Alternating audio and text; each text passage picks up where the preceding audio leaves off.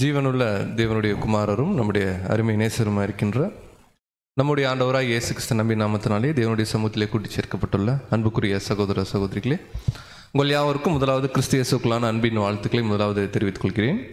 விசேஷமாக அடியேன் சார்ந்திருக்கிறதான கோயம்புத்தூரில் இருக்கக்கூடிய அனைத்து அன்பு சகோதர சகோதரிகளின் அன்பின் வாழ்த்துக்களையும் கூட விசேஷமாக சென்னை சபையாருக்கு தெரிவித்துக் கொண்டு இந்த நாளுக்குண்டாக ஒரு வேத பாடத்துக்குள் நம்ம கடந்து போகலாம். பாடத்துடைய தலைப்பு பார்த்திங்கன்னா நம்முடைய அன்பு சகோதரர் சொல்லியிருந்தாங்க, லேவியர்கள் என்கின்ற தலைப்பின் கீழாக. ரீசெண்டாக பார்த்திங்கன்னா சமீபத்தில் நம்முடைய எக்லீசியாஸில் சில அன்பு சகோதர சகோதரிகள் தேவனோட நல்மனசாட்சியின் உடன்படிக்கையை செஞ்சுருக்காங்க. விசேஷமாக அவர்களுக்கும் தேவன் தொடர்ந்து அவர்களை நீதியின் பாதையிலும் சத்தியத்தின் பாதையிலும் வழிநடத்துவார் அப்படின்ற ஒரு வாழ்த்துதலோடு கூட இந்த நாளில் பார்த்திங்கன்னா லேவியர்கள் அநேகருக்கு தெரிஞ்ச ஒரு டாபிக் தான். பட் இந்த லேவியர்களை குறித்து ஓவராலாக கன்சாலிடேட்டடாக வேதாகமத்தில் இருக்கக்கூடிய காரியங்களை நம்ம என்ன பண்ண போகிறோம்னா இந்த நாளில் நம்ம தியானிக்க போகிறோம். கர்த்தருடைய பட்சத்தில் இருந்த லேவியர்கள் அப்படின்னு பார்க்கும். இந்த பாடம் பார்த்திங்கன்னா எந்த அடிப்படையில் இருக்கும் அப்படின்னு பார்த்திங்கன்னா பழைய ஏற்பாட்டில் இருக்கக்கூடிய லேவியர்கள் சம்மந்தப்பட்ட அநேக காரியங்களை நம்ம என்ன பண்ணுவோம்னா ஃபஸ்ட்டு ஃபுல்லாக டீட்டெயிலாக நம்ம படிச்சுட்டு இறுதியாக லேவியர்கள் விசேஷமாக சபை வகுப்பாராகிய நமக்கு என்னவாக இருக்காங்கன்னா அடையாளமாக இருக்கிறாங்க. அதில் லேவியர்களுக்குள்ளேயே அநேக வகுப்புகள் இருக்குது. அந்த வகுப்புகளை குறித்து கூட பாடத்தோட இறுதியில் என்ன பண்ணுவோம்னா பார்ப்போம். இறுதியாக லேவியர்களை போல் நாமும் கூட ஒரு தனித்து தேவனுக்கென்று இருக்கக்கூடிய பிள்ளைகளாக இருக்கணும் அப்படிங்கிறது தான் அந்த பாடத்தோடைய ஒரு அவுட்லைன். இந்த அவுட்லைனை நம்ம மனசில் வச்சுக்கலாம். பாடம் இப்படி தான் ட்ராவல் ஆக போகுது. இதற்கு ஒரு சில வசனங்கள் நம்ம ஆதாரமாக வாசிக்கலாம். என்னாகமம் 8ஆம் அதிகாரம் வசனம் 18. என்னாகமம் 8ஆம் அதிகாரம் 18ஆம் வசனம். பின்பு லேவியரை இஸ்ரவேல் புத்திரரில் உள்ள முதற்பேறு சகலத்திற்கும் பதிலாக எடுத்துக்கொண்டு. இங்க என்ன தேவன் சொல்றார் அப்படின்னு பார்க்கும் பொழுது, லேவியரை இஸ்ரேல் புத்திரரில் உள்ள முதற்பேறு சகலத்திற்கும் அப்படின்னா, இஸ்ரேல் புத்திரர் நமக்கு தெரியும் இருக்கக்கூடிய அந்த 1,00,000 ஜனங்கள்ல ஒவ்வொரு கோத்திரத்துலேயும் பார்த்திங்கன்னா ஒவ்வொரு ஃபர்ஸ்ட் பார்ன்ஸ் இருப்பாங்க, முதல் பிறந்தவர்கள் அப்படின்னு சொல்லுவோம். தேவன் ஒரு சர்டன் பீரியடில் என்ன கன்சிடர் பண்ணுறாருன்னா, ஒட்டுமொத்த இஸ்ரேல் ஜனத்தில் இருக்கக்கூடிய ஒவ்வொரு குடும்பத்தில் இருக்கக்கூடிய முதற் பேரானவர்கள் கிடையாது. அதற்கு பதிலாக நான் என்ன பண்ணுறேன்னா ஒரு கோத்திரத்தை என்ன பண்ணுறேன்னா அதுக்கு இசைவாக நான் என்ன பண்ணிக்கிறேன் அப்படின்னு கேட்டிங்கன்னா தெரிந்து கொள்கிறேன் அப்படின்னு என்ன பண்ணுறாருன்னா தேவன் தெரிந்து கொள்கிறார். அப்போ ஒட்டுமொத்த இஸ்ரேல் ஜனங்களில் முதற் பேரானவர்கள் அப்படின்னு பார்க்கும்போது ஒரு டைமில் தேவ திட்டத்தில் தேவன் என்ன சொல்கிறாருன்னா, இந்த லேவி வகுப்பாரை எனக்கென்று நான் என்ன பண்ணிக்கிறேன்னா பிரித்து எடுத்துக்கிறேன் அப்படிங்கிறார். இதுக்கப்புறம் தேவன் என்ன பண்ணுவார்னா கவுண்ட் பண்ணுவார்.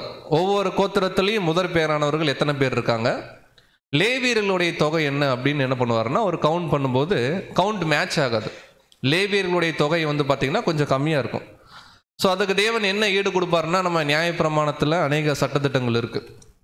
ஒரு விஷயம் ஈடு கட்டுவதற்காக வெள்ளி காசுகளை என்ன பண்ணலாம் அப்படின்னு கேட்டிங்கன்னா காணிக்கையாக கொடுக்கலாம். இந்த லேவியர்கள் மிச்சம் இருக்கக்கூடிய அந்த தொகைக்கு என்ன பண்ணுவார்னா வெள்ளி என்ன பண்ணுவார்னா காணிக்கையாக வச்சு ஒட்டுமொத்த இஸ்ரேல் சந்ததிக்கும் முதற் பேரானவர்கள் லேவியர்கள் அப்படின்னு சொல்லி தேவன் என்ன பண்ணுறாருன்னா செலக்ட் பண்ணுறார். இந்த காரியத்துடைய மூல ஆதாரம் என்ன அப்படின்னு நம்ம பார்க்கும் பொழுது, விசேஷமாக லேவியர்கள்னு சொன்னாலே இந்த பாடத்தில் சகோதரர் வாசித்த வசனம் தான் நமக்கு ஞாபகம் வரும். மோசே மலையின் மீது போகிறார். ஒரு 40 நாள் தேவனோட என்ன பண்ணுறாருன்னு கேட்டிங்கன்னா அவர் சம்பாஷணை பண்ணுறார். தேவனுடைய பிரமாணங்களை அவர் என்ன பண்ணுறாருன்னா கற்றுக்கொள்கிறார், வாங்குறார். இந்த டைம் பீரியடில் என்ன ஆகுது அப்படின்னு கேட்டிங்கன்னா தேவனே சொல்கிறார், நீ கூட்டிகிட்டு வந்த இஸ்ரேல் ஜனங்கள் தங்களை என்ன பண்ணிக்கிட்டாங்கன்னா பாளையத்தில் தங்களை கெடுத்து கொண்டார்கள் அப்படின்னு என்ன பண்ணுவார்னா மோசே கிட்ட சொல்கிறார். அங்கே என்ன சம்பவம் நிகழும் அப்படின்றது நமக்கு தெரியும். ஒரு சின்ன சிந்தனைக்காக அங்கே என்ன சம்பவம் நிகழும், நான் சண்டே ஒருத்தரே பேசக்கூடாது, மார்னிங்கில் 2 பேர் பேசணும். அங்கே என்ன நடந்துச்சு அப்படின்னா நமக்கு தெரிஞ்ச விஷயம்தான்.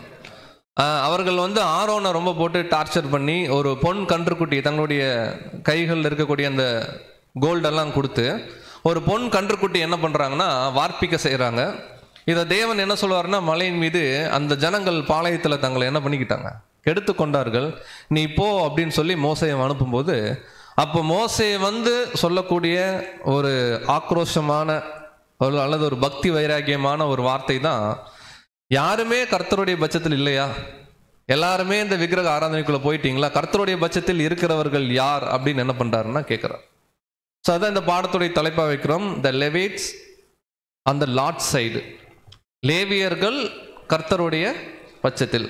இந்த வார்த்தையை தான் நம்ம பாடத்துக்கு ஆதாரமாக வாசித்தோம். வாசிக்கலாம். யாத்திராகமம் 32:26. யாத்திராகமம் 32ஆம் அதிகாரம் 26ஆம் வசனம். பாளையத்தின் வாசலில் நின்று கர்த்தருடைய பட்சத்தில் இருக்கிறவர்கள் யார்? அவர்கள் என்னிடத்தில் சேர கடவர்கள் என்றான். அப்பொழுது லேவியின் புத்திரர் எல்லாரும் அவனிடத்தில் கூடி வந்தார்கள். பாருங்க, ரொம்ப தெளிவா மோசே சொல்றார், கர்த்தருடைய பட்சத்தில் இருக்கிறவர்கள் யார் அப்படின்னு. லேவியர்கள் மாத்திரம் என்ன ஆகுறாங்கன்னா, தனியாக அங்கே என்ன ஆகுறாங்கன்னா பிரிஞ்சு வராங்க. ஸோ பிரிஞ்சு வந்தோன்னா இங்கே இருக்கக்கூடியவர்கள் உங்களுடைய சகோதரர்கள் சகோதரிகள் யாராக இருந்தாலும் அவர்கள் கர்த்தருக்கு விரோதமானவர்கள் இருக்கிறதுனால அவனவன் தன் பட்டயத்தை என்ன பண்ணுங்க எடுத்துக்கொண்டு போகும்போது ஏறக்குறைய ஒரு 3000 பேர் என்ன பண்ணுவாங்கன்னா அந்த இடத்துல அவர்கள் தேவனுடைய பட்சத்தில் இருந்து என்ன பண்ணுவாங்கன்னா சங்கரிக்கிற ஒரு சம்பவம் நமக்கு தெரியும். ஸோ இதுதான் லேவியர்கள் அப்படின்னு சொன்னாலே நம்ம எல்லாருக்குமே ரொம்ப ஸ்பெசிஃபிக்காக ஞாபகம் வரக்கூடிய ஒரு சம்பவமாக இருக்கும். ஸோ ஆனால் லைட் நோட் நம்ம இதை எப்படி எடுக்கலாம் அப்படின்னு கேட்டிங்கன்னா, இந்த மாதிரி தான் நம் பெயர் கிறிஸ்தவ மண்டலம்னு சொல்லக்கூடிய பாபிலோன் அப்படிங்கிற ஒரு அமைப்பிலிருந்து இன்றைக்கி நம்ம என்ன பண்ணியிருக்கோம்னா பிரிஞ்சு வந்திருக்கோம். ஸோ அநேக காரியங்கள் இருந்தாலுமே அங்கேயும் பொன் கன்றுக்குட்டி இருக்குது, சிலை வழிபாடு, விக்கிரகங்கள் சார்ந்த விஷயங்கள். ஸோ இந்த மாதிரி விஷயங்களெல்லாம் நம்ம என்ன பண்ணியிருக்கோன்னா ஒரு டைமில் நம்முடைய தனிப்பட்ட வாழ்க்கையில் பெயர் சபையிலிருந்து வந்த அநேக தேவனுடைய பிள்ளைகள் ஸோ அதெல்லாம் வேணாம் அப்படின்னு சொல்லி வெட்டுனது அப்படின்னு என்ன அர்த்தம்னா அவர்களை விட்டு தனியாக என்ன பண்ணுறேன்னா பிரித்தெடுக்கப்பட்ட ஒரு ஜனமாக. எக்லீஷியா அப்படின்ற வார்த்தைக்கு என்ன அர்த்தம்னு கேட்டிங்கன்னா, அதோடைய மூல வார்த்தை பிரித்தெடுக்கப்பட்ட ஜனம் கூடுகிற ஒரு இடம், த அசம்பிளி ஆஃப் காட் அப்படிங்கிறது தான் எக்லீஷியா. ஸோ அந்த மாதிரி ஒரு விசேஷித்த ஒரு லேவி வகுப்பாராக தேவனுடைய பட்சத்தில் இருக்கக்கூடிய தேவனுடைய பிள்ளைகளாக தான் இந்த காலிங், இந்த ஒரு அழைப்புக்குள்ளே நம்ம என்ன பண்ணியிருக்கோம்னா இன்றைக்கி நம்ம வந்திருக்கோம். ஸோ வந்த இந்த தேவனுடைய பிள்ளைகளை பழைய ஏற்பாட்டு காலத்தில் லேவியர்கள் அப்படிங்கிற ஒரு டேர்மில் நம்ம பார்க்குறோம். ஸோ இந்த லேவியர்கள் விசேஷமாக மணிக்கும் இந்த பஸ்காவுடைய டைமில் நம்ம பார்க்குறோம். ஒட்டுமொத்த இஸ்ரேல் ஜனத்துக்கும் ஒவ்வொரு வீட்டில் இருக்கக்கூடிய ஃபர்ஸ்ட் பானுக்காக ஒரு ஆட்டுக்குட்டி என்ன பண்ண முடிச்சுன்னா அடிக்கப்பட்டுச்சு. ஸோ இந்த ஒவ்வொரு ஃபர்ஸ்ட் பானுக்கு ஈடாக இந்த ஒட்டுமொத்த லேவியர்கள் என்ன பண்ணுறாருன்னு கேட்டிங்கன்னா தெரிந்து கொள்கிறார். அதான் நம்ம முன்னாடியே சொன்ன கான்செப்ட் தான். வசனங்கள் மட்டும் வாசிச்சிடலாம். என்னாகமம் 3ஆம் அதிகாரம் 42ஆம் வசனம். என்னாகமம் 3ஆம் அதிகாரம் 42ஆம் வசனம். அப்பொழுது மோசே கர்த்தர் தனக்கு கட்டளையிட்டபடியே இஸ்ரவேல் புத்திரரில் உள்ள முதற் பேரான யாவரையும் எண்ணினான். பாருங்க, நம்ம பாடத்துடைய ஆரம்பத்திலே சொன்னதான், ஒட்டுமொத்த இஸ்ரேல் ட்ரைபிள் இருக்கக்கூடிய ஃபர்ஸ்ட் பானை கவுண்ட் பண்ணுவார். ஃபர்ஸ்ட் பானை கவுண்ட் பண்ணும்போது லேவி கோத்திரத்தையும் கவுண்ட் பண்ணுவார். லேவி கோத்திரம் கவுண்ட் இந்த ஃபர்ஸ்ட் பானுக்கு மேட்ச் ஆகாதனால மீதம் இருக்கக்கூடிய கவுண்ட்டுக்காக அங்கே என்ன பண்ணுவாருன்னா அவர் காணிக்கையை செலுத்துவார். இந்த விஷயம் தான் இப்போ நம்ம படிக்க போகிறோம். ஸோ இப்போ இஸ்ரேல் புத்திரர் இருக்கக்கூடிய ஃபர்ஸ்ட் பான் முதல் பிறந்தவர்கள் எல்லாத்தையும் என்ன பண்ணுறாருன்னா தேவன் மோசேயின் மூலமாக கவுண்ட் பண்ணுறார். வாசிக்கலாம். முதலே என்னாகமம் 3:43. என்னாகமம் 3:43ஆம் வசனம். 1 மாதம் முதல் அதற்கு மேற்பட்ட வயதுள்ள முதற் பேரான ஆண் பிள்ளைகள் எல்லாரும் பேர் பேராக எண்ணப்பட்ட போது 22,273 பேராயிருந்தார்கள். பாருங்க, 22,273 பேரா இருக்கிறாங்க. ஒரு சம் கவுண்ட் என்ன ஆகுதுன்னா வருது. இப்போ அடுத்து என்ன பண்றாருன்னா லேவியர்களை நீ என்ன பண்ண மோசே கவுண்ட் பண்ணு அப்படிங்கிறார். வாசிக்கலாம். அதிலே 45ஆம் வசனம். 45ஆம் வசனம். நீ இஸ்ரவேல் புத்திரரில் உள்ள முதற் பேரான யாவருக்கும் பதிலாக லேவியரையும் அவர்களுடைய மிருக ஜீவன்களுக்கு பதிலாக லேவியரின் மிருக ஜீவன்களையும் பிரித்தெடு. லேவியர் என்னுடையவர்களாய் இருப்பார்கள், நான் கர்த்தர். ஸோ இதில் இந்த கவுண்ட் மிஸ் மேட்சுக்கெல்லாம் அங்கே ஆல்ட்ரேஷன் தேவன் பண்ணுவார். அந்த வசனங்கள் நம்ம குறிப்பிடல, இந்த அதிகாரத்தில் இருக்கு. ஸோ இங்கே கிளியராக தேவன் சொல்றார், லேவியர் என்னுடையவர்கள், நான் கர்த்தர்.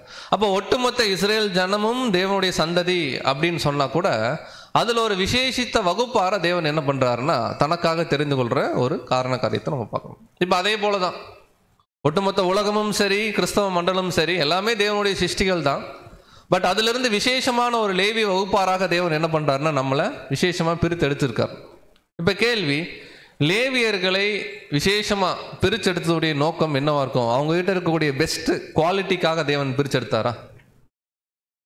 இந்த கேள்வி ஆப்போசிட்டாக நம்ம கேட்டோம்னு வச்சுக்கோங்க. இன்னைக்கு தேவன் நம்மளை எல்லாரையும் என்ன பண்ணியிருக்காருன்னா தெரிந்தெடுத்திருக்கிறார். அழைக்கப்பட்ட நிலைமையிலிருந்து பேப்டிசம் எடுத்து தெரிந்து கொள்ளப்படுற நிலைமையில் வந்திருக்கோம்.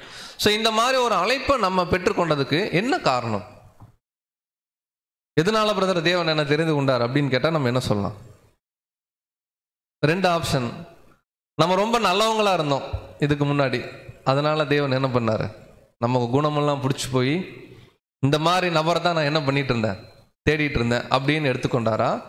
அல்லது தேவனுடைய பண்புகளில் ஏதாவது ஒரு பண்பு நம்ம மீது செயல்பட்டு தேவன் நம்மளை பண்ணாரான்னு கேட்டிங்கன்னா, ஒரு உதாரணம் சொல்லணும்னா, இஸ்ரேல் ஜனங்களை தேவன் தெரிந்து கொண்டார்ல. பட் இந்த இஸ்ரேல் ஜனங்கள்ல எல்லாரும் நல்லவர்களாக இருந்தாங்க அப்படின்னு தேவன் தெரிந்து கொள்ள. ஆபிரகாமுக்கு தேவன் அங்கே வாக்குத்தத்தம் பண்ணினார். அதன் அடிப்படையில் என்ன பண்ணார்னா இஸ்ரேல் மக்களை தெரிந்து கொண்டார். பட் இஸ்ரேல் மக்களுடைய சுபாவத்தை குறித்து நம்ம பார்க்கும்போது படிக்க வேணாம், இந்த கீழ்ப்பகுதி மட்டும் ஞாபகத்துக்கு. உபாகமம் 9:6 பார்க்கும்போது, அவர்கள் வணங்கா கழுத்துள்ள ஒரு ஜனம். அப்படின்னா லேவியர்களும் சரி இஸ்ரேல் ஜனங்களும் சரி தேவன் அவர்களை விசேஷமா தனக்கென்று தெரிந்து கொண்டாருன்னா 100% அவங்க குட்டா இருந்தாங்க அப்படின்னு அர்த்தம் கிடையாது. சில சுபாவங்கள் தேவனுக்கு பிடிச்ச மாதிரி இந்த ஜனங்களுக்குள்ள இருந்துச்சு, அதுல மாற்று கருத்து இல்லை. பட் முழுவதும் தங்களுடைய சுபாவத்தினால என்னால தாங்க நான் இந்த அழைப்புக்குள்ள வந்தேன் அப்படிங்கிற மாதிரிலாம் கிடையாது. ஏன்னா இந்த ஜனங்களை பத்தியே தேவன் சொல்றார், அவர்கள் என்னவா இருக்கிறாங்க. அப்போ இதே தான் நம்ம கம்பேர் பண்றோம். இன்னைக்கு தேவனுடைய ஒரு சமூகத்துல நம்ம இருக்கிறோம். விசேஷமான ஒரு அழைப்பை தேவன் நம்ம கொடுத்துருக்கார். அப்படி கொடுக்கும்போது கூட ஒருபோதும் நம்மை குறித்து நம்ம என்ன பண்ணிடக்கூடாதுன்னா மேன்மை பாராட்டிடக்கூடாது. இன்னைக்கு இருக்கக்கூடிய பக்கத்தில் வரும்போது கூட நிறைய சர்ச்சஸ்லாம் நடந்துட்டு இருக்கோம்.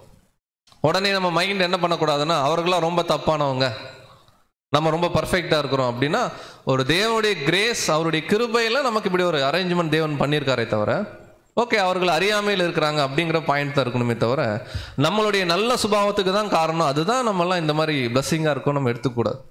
நமக்குள்ளேயும் அநேக ஃபெயிலிங்ஸ் இருக்குது, நிறைய விழுகைகள் இருக்குது. பட் தேவன் அவருடைய அளவற்ற கிருபையினால சில சுபாவங்கள் நம்மக்கிட்ட தேவன் ரொம்ப இம்ப்ரெஸ் ஆகியிருக்கார், இல்லைன்னா இந்த அழைப்பை கொடுத்துருக்க மாட்டார். அதே போல தான் லேவியர்கள் கூட ஒரு 50% சொல்லலாம் கர்த்தருடைய பட்சத்தில் இருந்திருக்கிறாங்க. பட் ஒட்டுமொத்த இஸ்ரேல் ஜனமாக பார்க்கும்போது அவர்களுக்குள்ளேயும் சில விழுந்து போன சுபாவங்கள் என்ன இருக்குன்னா காணப்பட்டிருக்கு நம்ம பார்க்கணும். இன்னொரு உதாரணம், பர்டிகுலராக இந்த லேவியே கொஞ்சம் தேவனுக்கு பிடிக்காத காரியம் பண்ணதா பைபிளில் ஒரு சம்பவம் இருக்கு.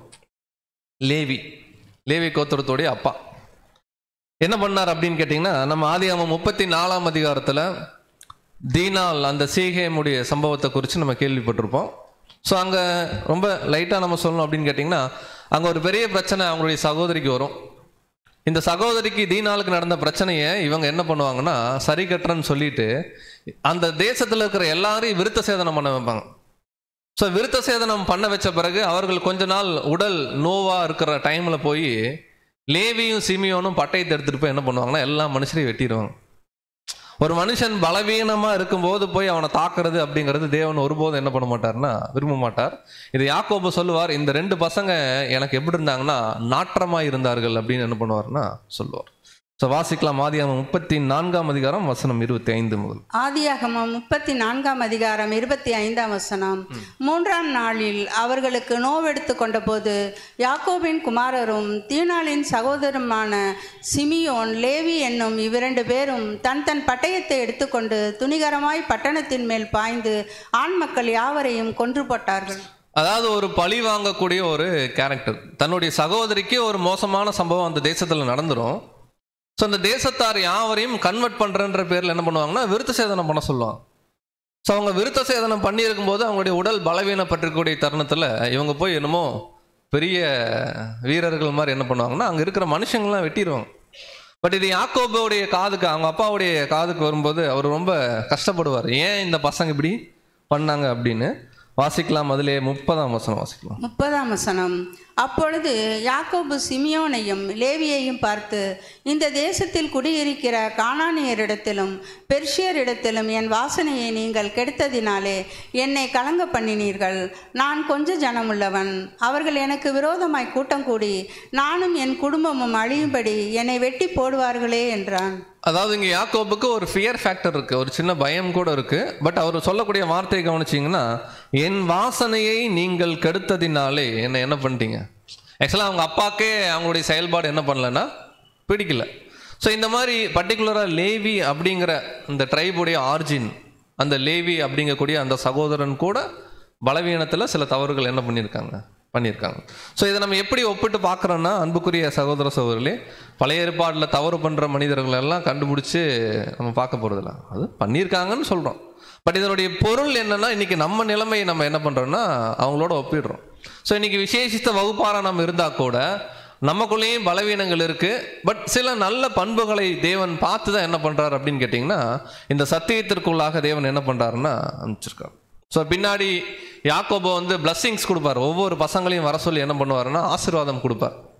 பெஞ்சமின் குறித்து ஒன்று சொல்லுவார். அந்த மாதிரி சொல்லும்போது பர்டிகுலராக இந்த லேவியை பற்றி சொல்லும்போது இந்த பட்டயம் தான் அவருக்கு என்ன ஆகுதுன்னா ஞாபகம் வருது. வாசிக்கலாம். ஆதியாகமம் 49:5 வாசிக்கும். ஆதியாகமம் 49 அதிகாரம் 5ஆம் வசனம். சிமியோனும் லேவியும் ஏக சகோதரர், அவர்களுடைய பட்டயங்கள் கொடுமையின் கருவிகள். ஸோ இதை ஞாபகப்படுத்தி சொல்றார். ஏறக்குறைய ஒரு 14 அதிகாரத்துக்கு முன்னாடி நடந்த ஒரு சம்பவத்தை ஞாபகப்படுத்தி, அவர்களுடைய பட்டயங்கள் கொடுமையின் கருவிகள். ஸோ இப்போ பாடத்தில் ஒரு அறிமுகம் நம்ம பார்த்துருக்கோம். லேவியர்கள்லாம் யாரு, லேவியர்கள் எங்கிருந்து வந்தாங்க, லேவியர்களை தேவன் எதனால தெரிந்து கொண்டாருன்னா, ஒரு டைம்ல கர்த்தருக்காக வைராகியம் உள்ள ஜனமாக இருந்தாங்க. அதே டைம்ல அவர்களுக்குள்ளேயும் சில பலவீனங்கள் இருக்கிறத கவனிக்கிறோம்.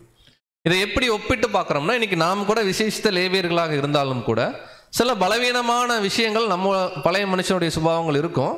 பட் தேவனுடைய ஒரு மாபெரும் ஒரு கிருபையில சில பண்புகள் தேவன் நம்மகிட்ட பார்த்தனால என்ன பண்ணியிருக்காருன்னா இந்த அழைப்புக்குள்ள கொண்டு போயிருக்கார். ஸோ ஒரு கேள்வி, இப்போ ஒரு சிந்தனைக்காக, ஒருவேளை ஒரு மனுஷனை தேவன் தெரிந்து கொள்றார். நீங்க பிரதர் ஏ அல்லது யாரோ ஒருத்தர் இமேஜின் பண்ணிக்கங்க, இல்லை பழைய ஏற்பாடு கேரக்டர் கூட, அவர் ரொம்ப பர்ஃபெக்டா இருந்தார், அதனால அவரை தெரிந்து கொண்டார் அப்படின்னு ஒரு செலெக்ஷன் வந்துச்சுன்னா அதனுடைய டேஞ்சர் என்னவா இருக்கும்? ஒருத்தர் பர்ஃபெக்டா இருக்காரு, அதனால தேவன் அவரை தெரிந்து கொண்டார் அப்படின்னா அதனுடைய டேஞ்சர் என்னவா இருக்கும்? அங்க தேவனுடைய பேர் என்ன ஆகாதுன்னா மகிமைப்படாது. நிறைய இடத்துல வசனங்கள் பார்ப்போம். புறஜாதிகளுக்கு அழைப்பு வரும்போதும் சரி, இஸ்ரேல் ஜனங்களை தேவன் தெரிந்து கொள்ளும் போதும் சரி, ஒருத்தர் தங்களுடைய சொந்த கிரியையினால எல்லாத்தையும் செய்கிறதா இருந்துச்சுன்னா அவருக்கு மேட்டிமை வந்துடும். அதனாலதான் எரேமியால வசனம் படிப்போம், புதிய ஏற்பாடுலயும் இருக்கு, ஒருவனும் மேட்டிமை பாராதபடிக்கு. இது வந்து பாத்தீங்கன்னா நம்முடைய சுய பலத்தினால வரல, தேவனுடைய கிருபையில இந்த அழைப்பு என்னாச்சுன்னா வந்துச்சு. அதனாலதான் அநேக நீதிமான்களையும் அநேக கல்விமான்களையும் பிரபுக்களையும் இந்த மாதிரி ராஜாக்களையும் தேவன் அழைப்பு கொடுக்காம இந்த உலகத்தில் பைத்தியம் உள்ளவர்களையும் இழிவானவைகளையும் தேவன் என்ன பண்ணியிருக்காருன்னா தெரிந்து கொண்டார். ஸோ அந்த நிலைமையில் இருக்கக்கூடிய நாம் கூட ரொம்ப ஒரு தாழ்மையான ஒரு மனப்பான்மையில் இது எல்லாமே தேவனுடைய கிரேஸ் தான் இந்த காலிங்கில் அப்படிங்கிறத நம்ம புரிஞ்சுக்கணும். அதுக்கு வந்து லேவியர்கள் நமக்கு இன்னைக்கு நினைவாக இருக்காங்கன்னா உதாரணமாக இருக்கும். அடுத்து இன்னைக்கு நம்ம அழைப்புக்குள்ளே வந்துட்டோம். அடுத்து ஊழியம் பண்ணணும். ஊழியம் அப்படிங்கிறது தேவனுக்காக என்ன பண்ணுறதுன்னா வேலை செய்கிறது, எந்த வேலையாக இருந்தாலும்.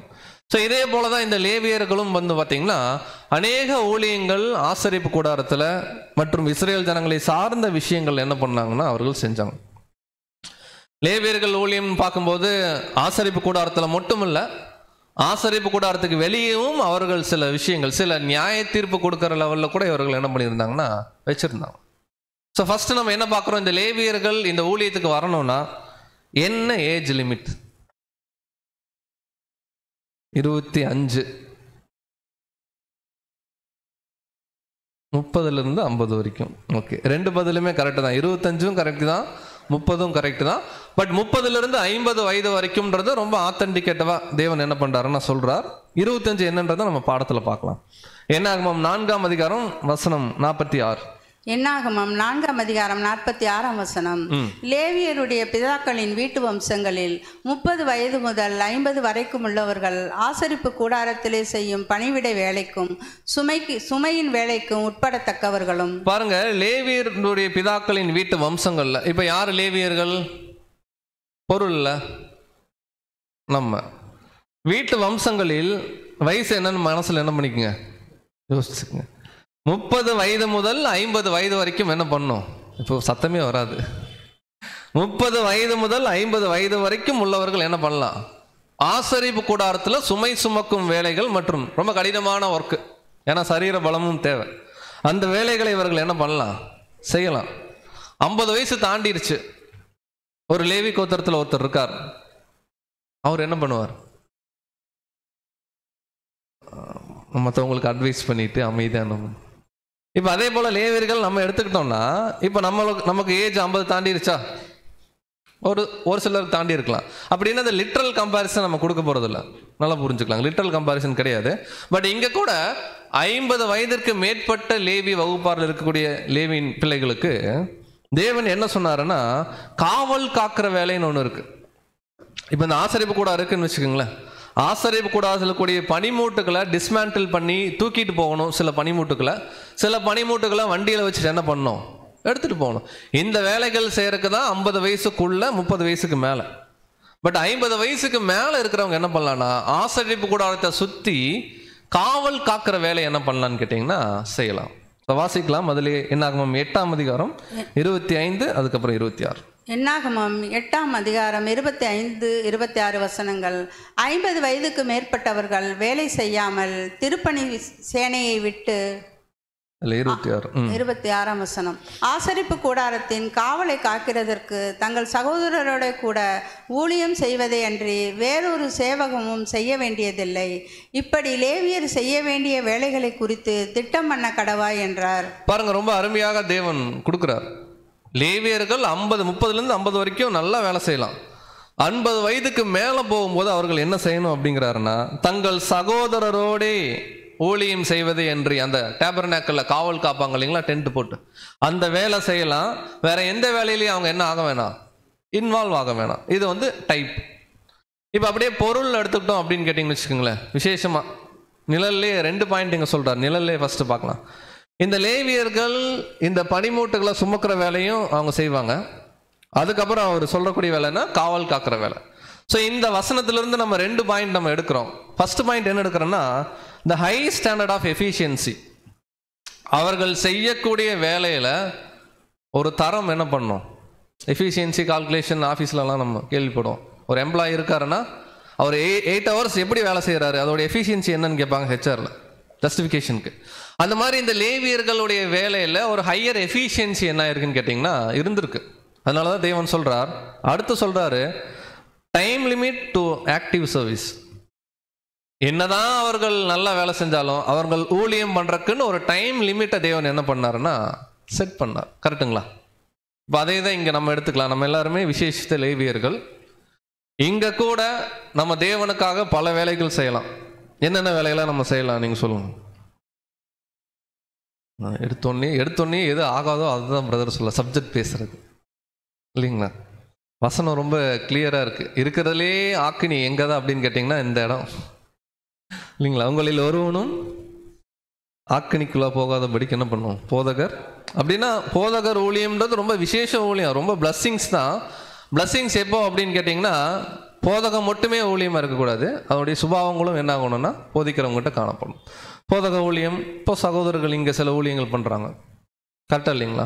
இப்போ நம்ம ஒரு ஹார்வெஸ்ட் நடத்துகிறோம். ஹார்வெஸ்ட்டில் வரக்கூடிய சகோதர சகோதரிகளை வெல்கம் பண்ணுற ஒர்க்கு, எக்லீஷியாவில் இருக்கக்கூடிய பொருட்களை பராமரிக்கிறது, சகோதர சகோதரிகளுக்கு நம்ம என்ன பண்ணுறதுன்னா உதவிகள் செய்கிறது, நிறைய ஆவிக்குரிய காரியங்கள் நம்ம பகிர்ந்து கொள்வது, பெரைன் ஸ்டடி, எல்லா இடத்துலையும் நம்முடைய ஊழியம் இருக்குது.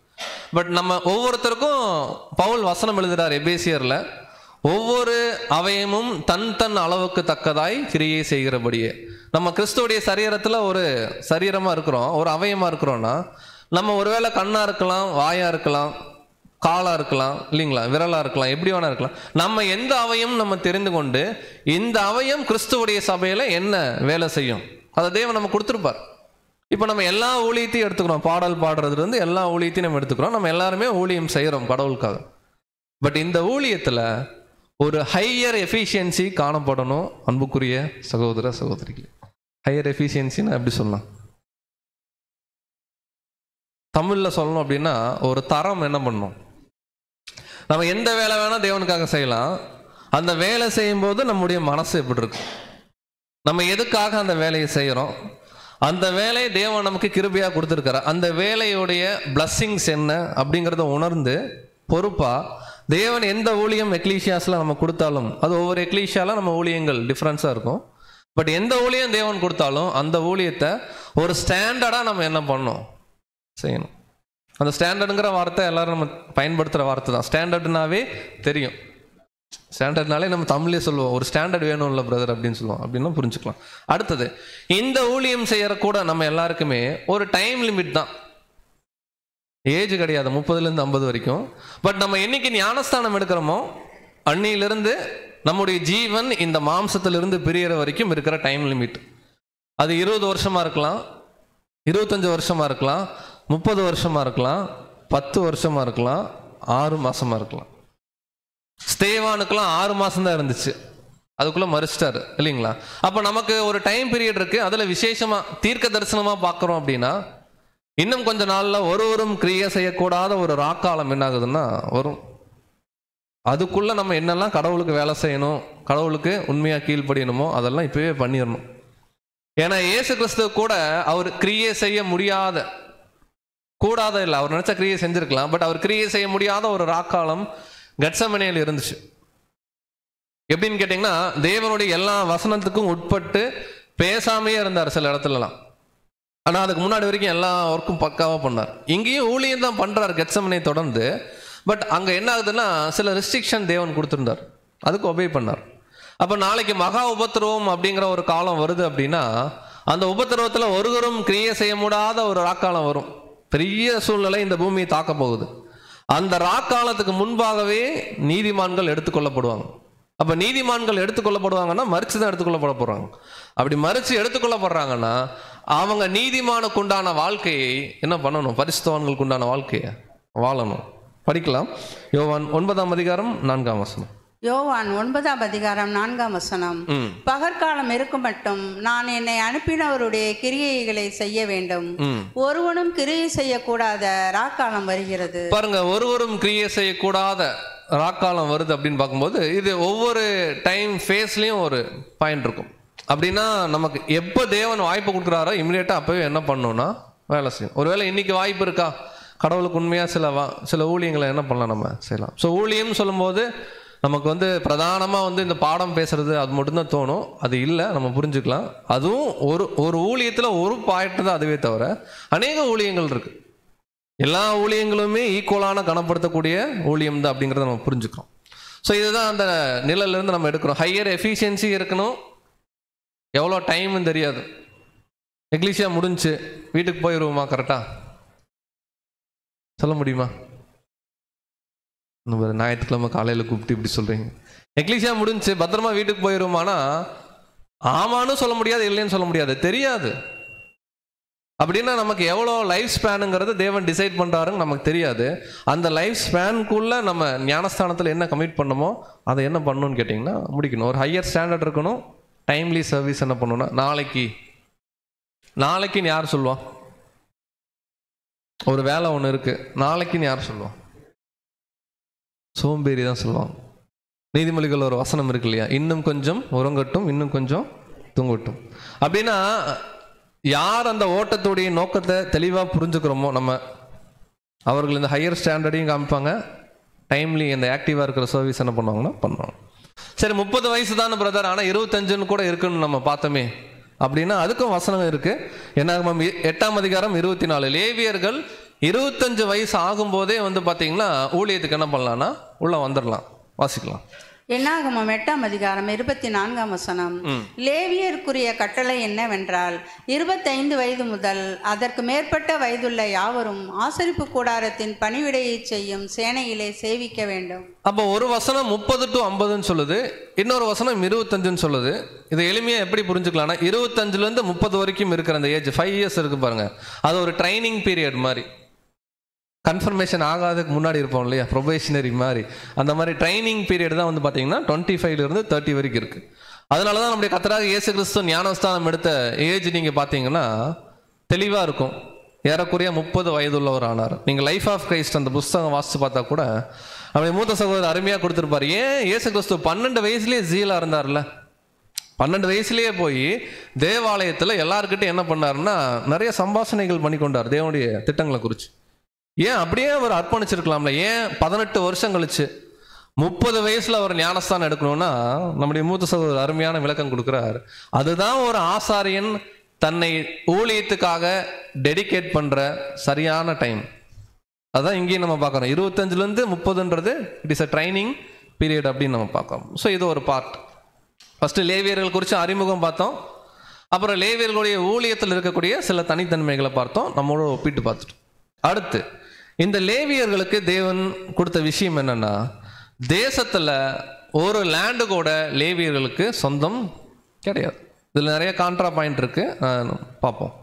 ஆக்சுவலா பிரிச்சு கொடுக்கும்போது 48 பட்டணம் சொல்லுவார். நீங்க 5 ஆகமங்களுக்குள்ள வாசிச்சிங்கன்னா 48 சிட்டி வந்து லேவியர்களுக்கு கொடுக்கணும், ஒதுக்கணும்னே தேவன் சொல்லுவார். ஆனால் யோசுவா பின் நாட்களில் பட்டணங்கள் பிரிக்கும் போது அதில் வந்து பார்த்தீங்கன்னா சில பட்டணத்தை மட்டும் அடைக்கல பட்டணமாக வச்சுட்டு வேற எந்த பட்டணத்தையும் லேவியர்களுக்கு என்ன பண்ண மாட்டாருன்னா கொடுக்க மாட்டார். அதுவும் தேவனுடைய திட்டமாக இருந்துச்சு. ஸோ இதை குறித்து இப்போ நம்ம பார்க்க போகிறோம். வாசிக்கலாம். என்னாகமம் 35ஆம் அதிகாரம் வசனம் 7. என்னாகமம் 35ஆம் அதிகாரம் 7ஆம் வசனம். நீங்கள் லேவியருக்கு கொடுக்க வேண்டிய பட்டணங்களை எல்லாம் 48 பட்டணங்களும் அவைகளை சூழ்ந்த வெளி நிலங்களுமே. பாருங்க, இப்போ லேவியர்களுக்கு பட்டணம் என்ன பண்றாருன்னா 48 என்ன பண்ண சொல்றாரு, கொடுக்க சொல்றாரு. தொடர்ந்து வாசிக்கலாம். முதல்ல என்னாகமம் 18:23ஆம் வசனம். லேவியர் மாத்திரம் ஆசரிப்பு கூடாரத்துக்கு அடுத்த வேலைகளை செய்ய வேண்டும்.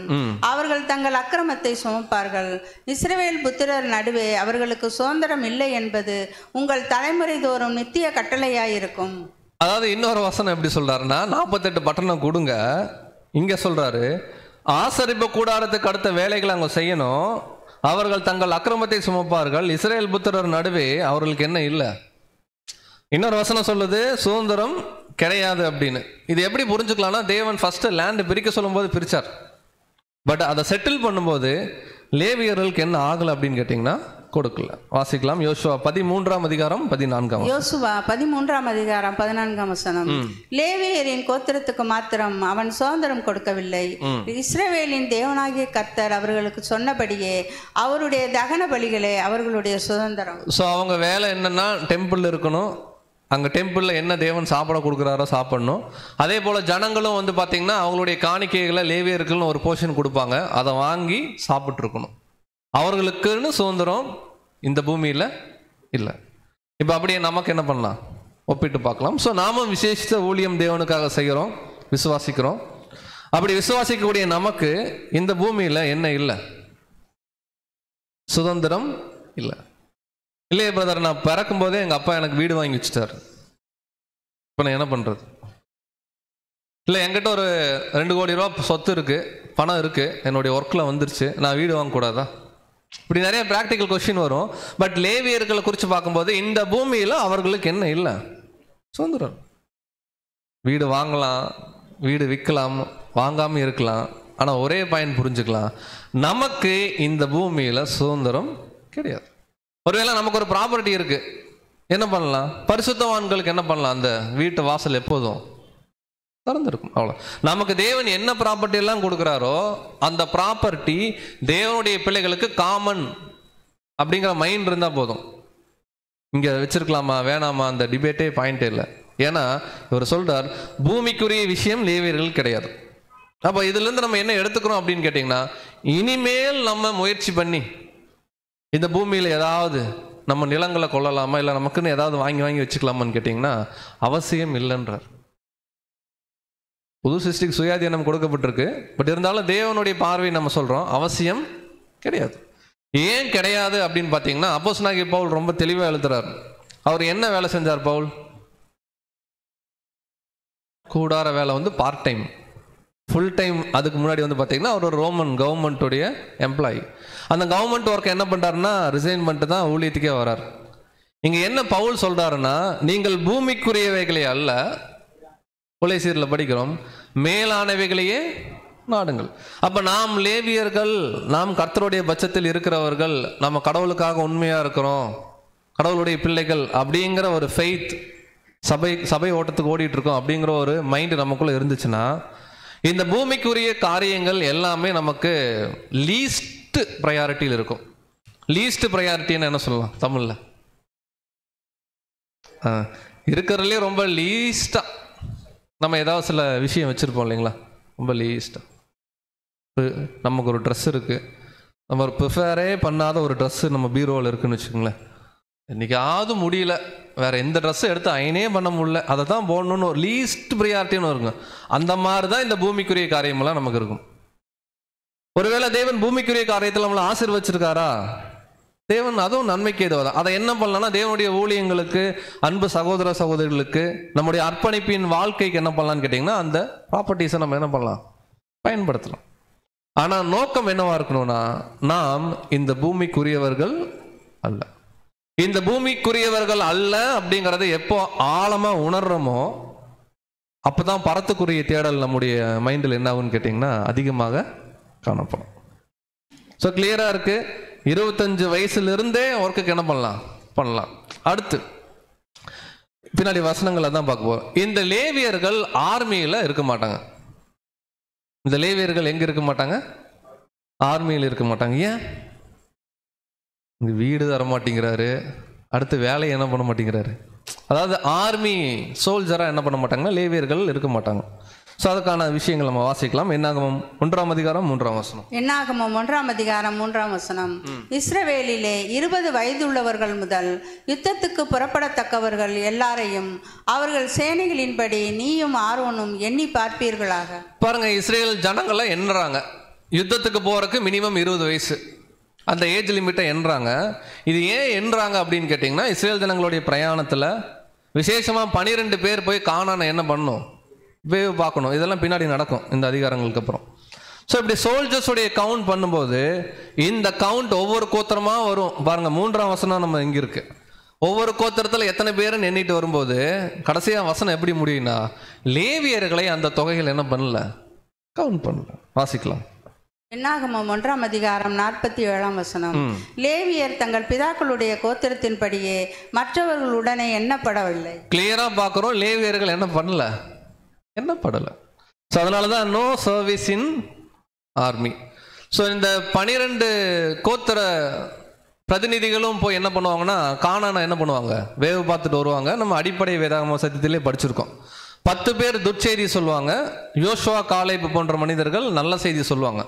அந்த 12 ட்ரைபு போனாங்க இல்லைங்களா, அதில் ஆக்சுவலாக லேவி இருக்காது. அந்த இன்னைக்கு தான் இந்த அதிகாரத்தில் பார்க்குறோம், லேவி இருக்காது. லேவிக்கு பதிலாக அங்கே யோசேப்புடைய குமாரர்கள் என்ன பண்ணுவாங்கன்னா, எப்ராஹிம் இவங்கெல்லாம் இருப்பாங்க உள்ள. அவங்கெல்லாம் சேர்த்தா 12ஆக என்னாங்கன்னா கன்சிடர் பண்ணப்படும். ஓகேங்க. இவங்க போய் நல்ல செய்தி சொல்கிறாங்க 2 பேர், 10 பேர் துர்ச்செய்தி சொல்கிறாங்க. தேவன் டிசைட் பண்ணுறார், துர்ச்செய்தி சொன்ன நீங்கள் எல்லாருமே இந்த வனாந்தரத்தில் என்ன ஆவீங்க, சாவீங்க. நற்செய்தி சொன்ன யோசுவா, காலேப் போன்ற மனிதர்கள், அப்புறம் உங்களுக்கு இந்த வனாந்தரத்தில் பிறந்த குழந்தைங்க 20 வயதுக்கு உட்பட்டவங்களை நான் எங்கே கொண்டு போவேன், கானான். ஆனால் நமக்கு தெரிஞ்ச வரைக்கும் யாரெல்லாம் கானானுக்குள்ளே போனாங்கன்னு சொன்னோம்னா எடுத்தோன்னே என்ன சொல்லுவோம்னா, யோசுவா, காலேப் போனாங்கன்னு சொல்லுவோம். அப்புறம் அவங்க குழந்தைங்க போனாங்கன்னு சொல்லுவோம். ஒட்டுமொத்த லேவி இருக்கு இல்லைங்களா, லேவி ட்ரைபு, அது அப்படியே தேவன் கானானுக்கு என்ன பண்ணியிருக்காருன்னா கொண்டு போயிருக்காரு. ஏன்னா தொகையில தான் கவுண்ட்டு, தொகையிலேயே அவங்க இல்லை, அவங்க தனியாக இருக்கிறாங்க. வசனம் வாசிக்கலாம். என்னாகமம் 14ஆம் அதிகாரம் 29ஆம் வசனம். என்னாகமம் 14ஆம் அதிகாரம் 29ஆம் வசனம். இந்த வனாந்தரத்தில் உங்கள் பிரேதங்கள் விழும். உங்களில் 20 வயது முதல் அதற்கு மேற்பட்டவர்களாக எண்ணப்பட்டு உங்கள் தொகைக்கு உட்பட்டவர்களும் எனக்கு விரோதமாய் முறுமுறுத்திக்கிறவர்களுமாகிய அனைவரின் பிரேதங்களும் விழும். நல்லா கவனிக்கலாம். உங்களில் 20 வயது முதல் அதற்கு மேற்பட்டவர்களாக எண்ணப்பட்டு உங்கள் தொகைக்கு உட்பட்டவர்கள். இந்த தொகைக்கு உட்படாத ஒரு கூட்டம் தான் யாருன்னா லேவியர்கள். இங்க உட்பட்டவர்களை பத்தி மட்டும்தான் பேசுறாரு. உங்கள் பிரேதங்கள் என்ன பண்ணும், வனாந்தரத்துல விழுன்றாரு. அப்ப இங்க யோசுவா, காலேப், அடுத்து 30ஆம் வசனம் படிக்க வேணாம் சிஸ்டர். எப்னூயின் குமாரனாகிய காலேபும் நூனின் குமாரனாகிய யோசுவாவும் தவிர மற்ற யாரும் போக மாட்டீங்கன்னா எப்படி எடுத்துக்கலாம்னா, 20 வயதுக்கு கீழே இருக்கிறவங்க, வனாந்தரத்துல பிறந்த பிள்ளைகள், யோசுவா, காலேப் போன்ற மனிதர்கள் மற்றும் லேவி கோத்திரத்தார் என்ன பண்ணியிருக்காங்கன்னா உள்ள போயிருக்காங்க. இல்லைன்னா ஆசாரிய வம்சமே அங்கே என்ன இருக்காது, கானானுக்குள்ள போன பிறகு எல்லாம் போயிருக்கும் இல்லைங்களா. தெளிவாக இருக்கு. ஸோ வாசிக்கலாம். அதில் எந்த லேவியில் பர்டிகுலராக யார் போகிறாங்கன்றத என்னாகமம் 3ஆம் அதிகாரம் 4ஆம் வசனம். என்னாகமம் 3ஆம் அதிகாரம் 4ஆம் வசனம். நாதாபும் அபியும் சீனாய் வனாந்தரத்தில் அந்நிய அக்கினியை கர்த்தருடைய சந்நிதியில் கொண்டு வந்த போது கர்த்தருடைய சந்நிதியில் மரித்து போனார்கள். அவர்களுக்கு பிள்ளைகள் இல்லை. எலெயாசாரும் இத்தாருமே தங்கள் தகப்பனாகிய ஆரோனுக்கு முன்பாக ஆசாரிய ஊழியம் செய்தார். ஸோ இதில் அடிஷ்னல் இன்ஃபர்மேஷன் கொஞ்சம் கூர்ந்து கவனிக்கலாம். ஏன்னா எப்பவுமே பழைய ஏற்பாடு பேர் அப்படியெல்லாம் பார்க்கும்போது சில டைம் என்ன ஆகும், நமக்கு ஆரோனுக்கு 4 பிள்ளைங்க, கரெக்டுங்களா? கரெக்டா இல்லையா? Nadab, abiu, Ithamar, Eleazar. அதில் 2 பசங்க ஆல்மோஸ்ட் என்ன ஆயிட்டாங்க. அப்போ அவங்க ஆசாரிய ஊழியம் பண்ணிட்டு இருக்கும்போது செத்துருக்காங்க, கரெக்டுங்களா? ஒருத்தர் ஆசாரிய ஊழியம் பண்ணோன்னா எத்தனை வயசு இருக்கணும்? அப்போ வனாந்தரத்திலேயே ஆல்மோஸ்ட் 30 வயசு கடந்த நாதாப், அபியூ என்ன ஆகுறாங்கன்னா அங்கே சாகுறாங்க. பின்னாடி நீங்கள் தாவீது நாட்கள் எல்லாம் எடுத்து பார்த்தீங்கன்னா இத்தாமாருடைய வம்சமும் எலியாசருடைய வம்சம் மட்டும்தான் லேவியில் என்ன ஆகும்னா ஊழியம் பெறும். அதில் பின்னாடி சாதோக்கின் புத்திரர்லாம் என்ன பண்ணுவாங்கன்னா வருவாங்க. அப்போ விசேஷமாக இந்த லேவியர்கள் அப்படின்னு பார்க்கும் பொழுது அவர்கள் கானானுக்குள்ளே போகிறாங்க, அவங்களுக்கு லேண்ட் இல்லை, அவங்களுக்கு ஆர்மியில் இடமும் இல்லை. இங்கே அதே நமக்கு பொருளாக ஒப்பிட்டு பார்க்கும்போது அன்புக்குரிய சகோதர சகோதரிகளே, இங்கேயும் ஒருவேளை இந்த லேவி ஊழியத்துக்கு வந்து துணிகரமான பாவம் நம்ம செய்கிறோம்னு வச்சுக்கோங்களேன், நம்முடைய தனிப்பட்ட வாழ்க்கையில் தேவன் மன்னிச்செல்லாம் கானானுக்கு என்ன பண்ண மாட்டார், விட்டு போக மாட்டார். துணிகரமான பாவம் செய்யும்போது அவர்கள் லேவியர்களா அவர்கள் ஆசாரியர்களா இருந்தாலும் அவர்கள் அங்கே என்ன ஆகுறாங்கன்னா, இதெல்லாம் 2ஆம் மரணத்துக்கு உதாரணமாக நம்ம என்ன பண்ணியிருக்கோம்னா நிறைய பாடத்தில் படிச்சிருக்கோம். இப்போ அங்கேயும் பனிஷ்மெண்ட் இருக்கு. லேவியர்கள்லாம் ஒரு சேஃபர் சைட்லாம் கிடையாது. அங்கேயும் தேவனுடைய பிரமாணம் என்ன சொல்லுதோ, வசனம் என்ன சொல்லுதோ, தேவன் என்ன பண்ணுவார்னா ஒப்பிடுறார். ஆனால் விசேஷமாக நம்ம பார்க்கும்போது லேவியர்கள்னா நம்ம இந்த பூமிக்குரியவர்கள் அல்ல, மேலானவைகளை நாடணும். அதே போல் ஆர்மியில் இடம் இல்லை அப்படின்னு கேட்டிங்கன்னா ரொம்ப எளிமையாக புரிஞ்சுக்கிறதுனா, அன்வான்டான ஒரு கமிட்மெண்ட்டில் போய் அவங்க மாட்டிக்க மாட்டாங்க. நீங்கள் லிட்டரலாக ஆர்மி போலீஸ் அப்படிலாம் நீங்கள் எடுத்துக்க வேணாம், ஓகேங்களா? பட் அங்கெல்லாம் இருந்தால் ரொம்ப கஷ்டம் இந்த சத்தியத்தில் சர்வைவ் ஆகுறது.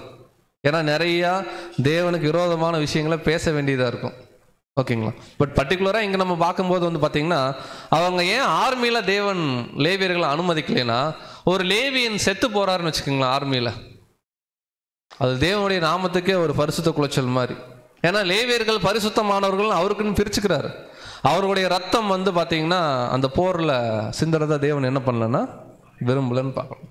ஸோ இங்கே ஆர்மின்னா நமக்கு டைரக்ட் ஆர்மி இல்லை, ஒரு அன்வான்டாக பிழைப்புக்கு அடுத்த அலுவல்களில் நம்ம என்ன பண்ண வேணாம், சிக்கிக்கொள்ள வேணாம். அப்படி உலகத்தில் போய் நல்லா கமிட்மெண்ட்டில் இருந்துட்டோம் அப்படின்னா கர்த்தருக்கு என்ன பண்ண முடியாது, ஊழியம் செய்ய முடியாது. வேலைக்கு போகணும், கம்பல்சரி போகணும், ஆனாலும் அது வேலையாக தான் இருக்கணுமே தவிர அந்த வேலைக்கு போகிறது நம்முடைய வாழ்க்கையாக என்ன பண்ணக்கூடாது, இருக்கக்கூடாது அப்படின்னு பார்க்கணும். ஸோ எப்படி லேவியர்களுக்கு கொடுக்குற பட்டணத்தில் விசேஷமாக 6 பட்டணத்தை தேவன் என்ன பண்ண சொல்கிறாருன்னா அடைக்கல பட்டணம் அப்படின்னு சொல்லி, இது தனி சப்ஜெக்டாக நம்ம சகோதரர்கள் எடுத்திருக்காங்க, ஒரு பட்டணமாக அங்கே கன்சிடர் பண்ணப்படுது. வாசிக்கலாம். என்னாகமம் 35ஆம் அதிகாரம் 6ஆம் வசனம். என்னாகமம் 35ஆம் அதிகாரம் 6ஆம் வசனம்.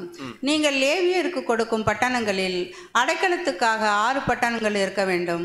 கொலை செய்தவன் அங்கே தப்பி ஓடி போவதற்கு அவைகளை குறிக்க கடவீர்கள்.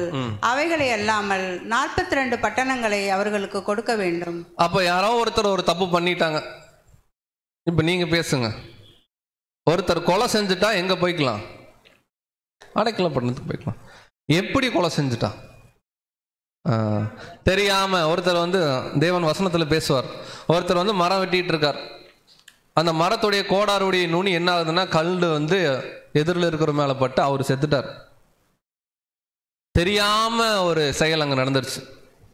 உடனே அவர் என்ன பண்ணோன்னா, அந்த சம்பவம் நடந்தோடனே யாரும் பார்த்து அவரை அடிச்சு கொள்றதுக்கு முன்னாடி நேராக நியர்பை ஆசாரியன் யாரோ அவர் இருக்கக்கூடிய அடைக்கல பட்டணத்துக்கு என்ன பண்ணோன்னா போய் நிற்கணும். இது தனியாக ஒரு பாடமாக நம்ம படிச்சிருப்போம். அவர் எவ்வளோ நாள் அந்த ஆசாரியன் கண்ட்ரோலில் அந்த ஊருக்குள்ளே இருக்கணும்னா, அந்த ஆசாரியன் மறிக்கிற வரைக்கும் அவங்க என்ன பண்ணணும்னா அங்கே தான் இருக்கணும். பட்டணத்தை விட்டு வெளியே போனால் அவர் உயிருக்கு கேரண்டி இல்லை. அப்போ அப்படியே நம்ம எடுத்துக்கலாம். நம்ம எல்லாரும் லேவியர்கள் தான், ஆனாலும் தெரியாமல் சில டைம் அன்இன்டென்ஷனல் சின் என்ன பண்ணுவோம், சில தவறுகள் செஞ்சுருப்போம். ஆதாமுடைய விழுகையுடைய பண்புகள் தானே. இப்போ நேராக நம்ம அடைக்கல பட்டணத்துக்கு என்ன பண்ணிட்டோம், தெரிஞ்சோ தெரியாமையோ ஓடி வந்துட்டோம். அப்படின்னா தேவனுடைய சபை, தேவன் இருக்கக்கூடிய இடம்.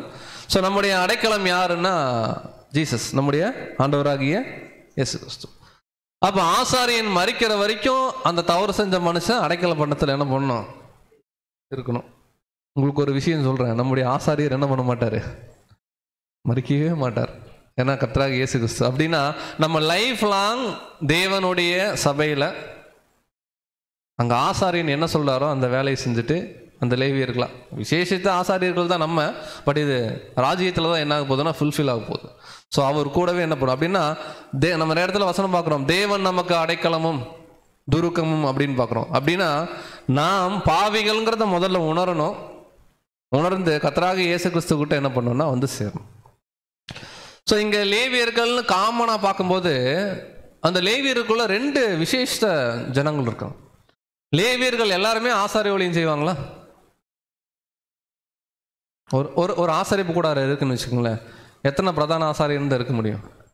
இப்போ லேவி கோத்திரத்தில் ஒரு 3000 பேர் இருக்கிறாங்க. எல்லாரும் பிரதான ஆசாரியுடைய ட்ரெஸ்ஸை போட்டு ஊழியம் பண்ண முடியுமா?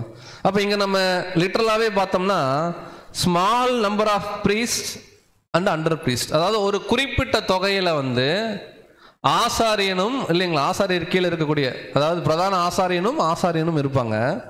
பட் கிரேட் நம்பர் ஆஃப் நான் ப்ரீஸ்ட் இருப்பாங்க.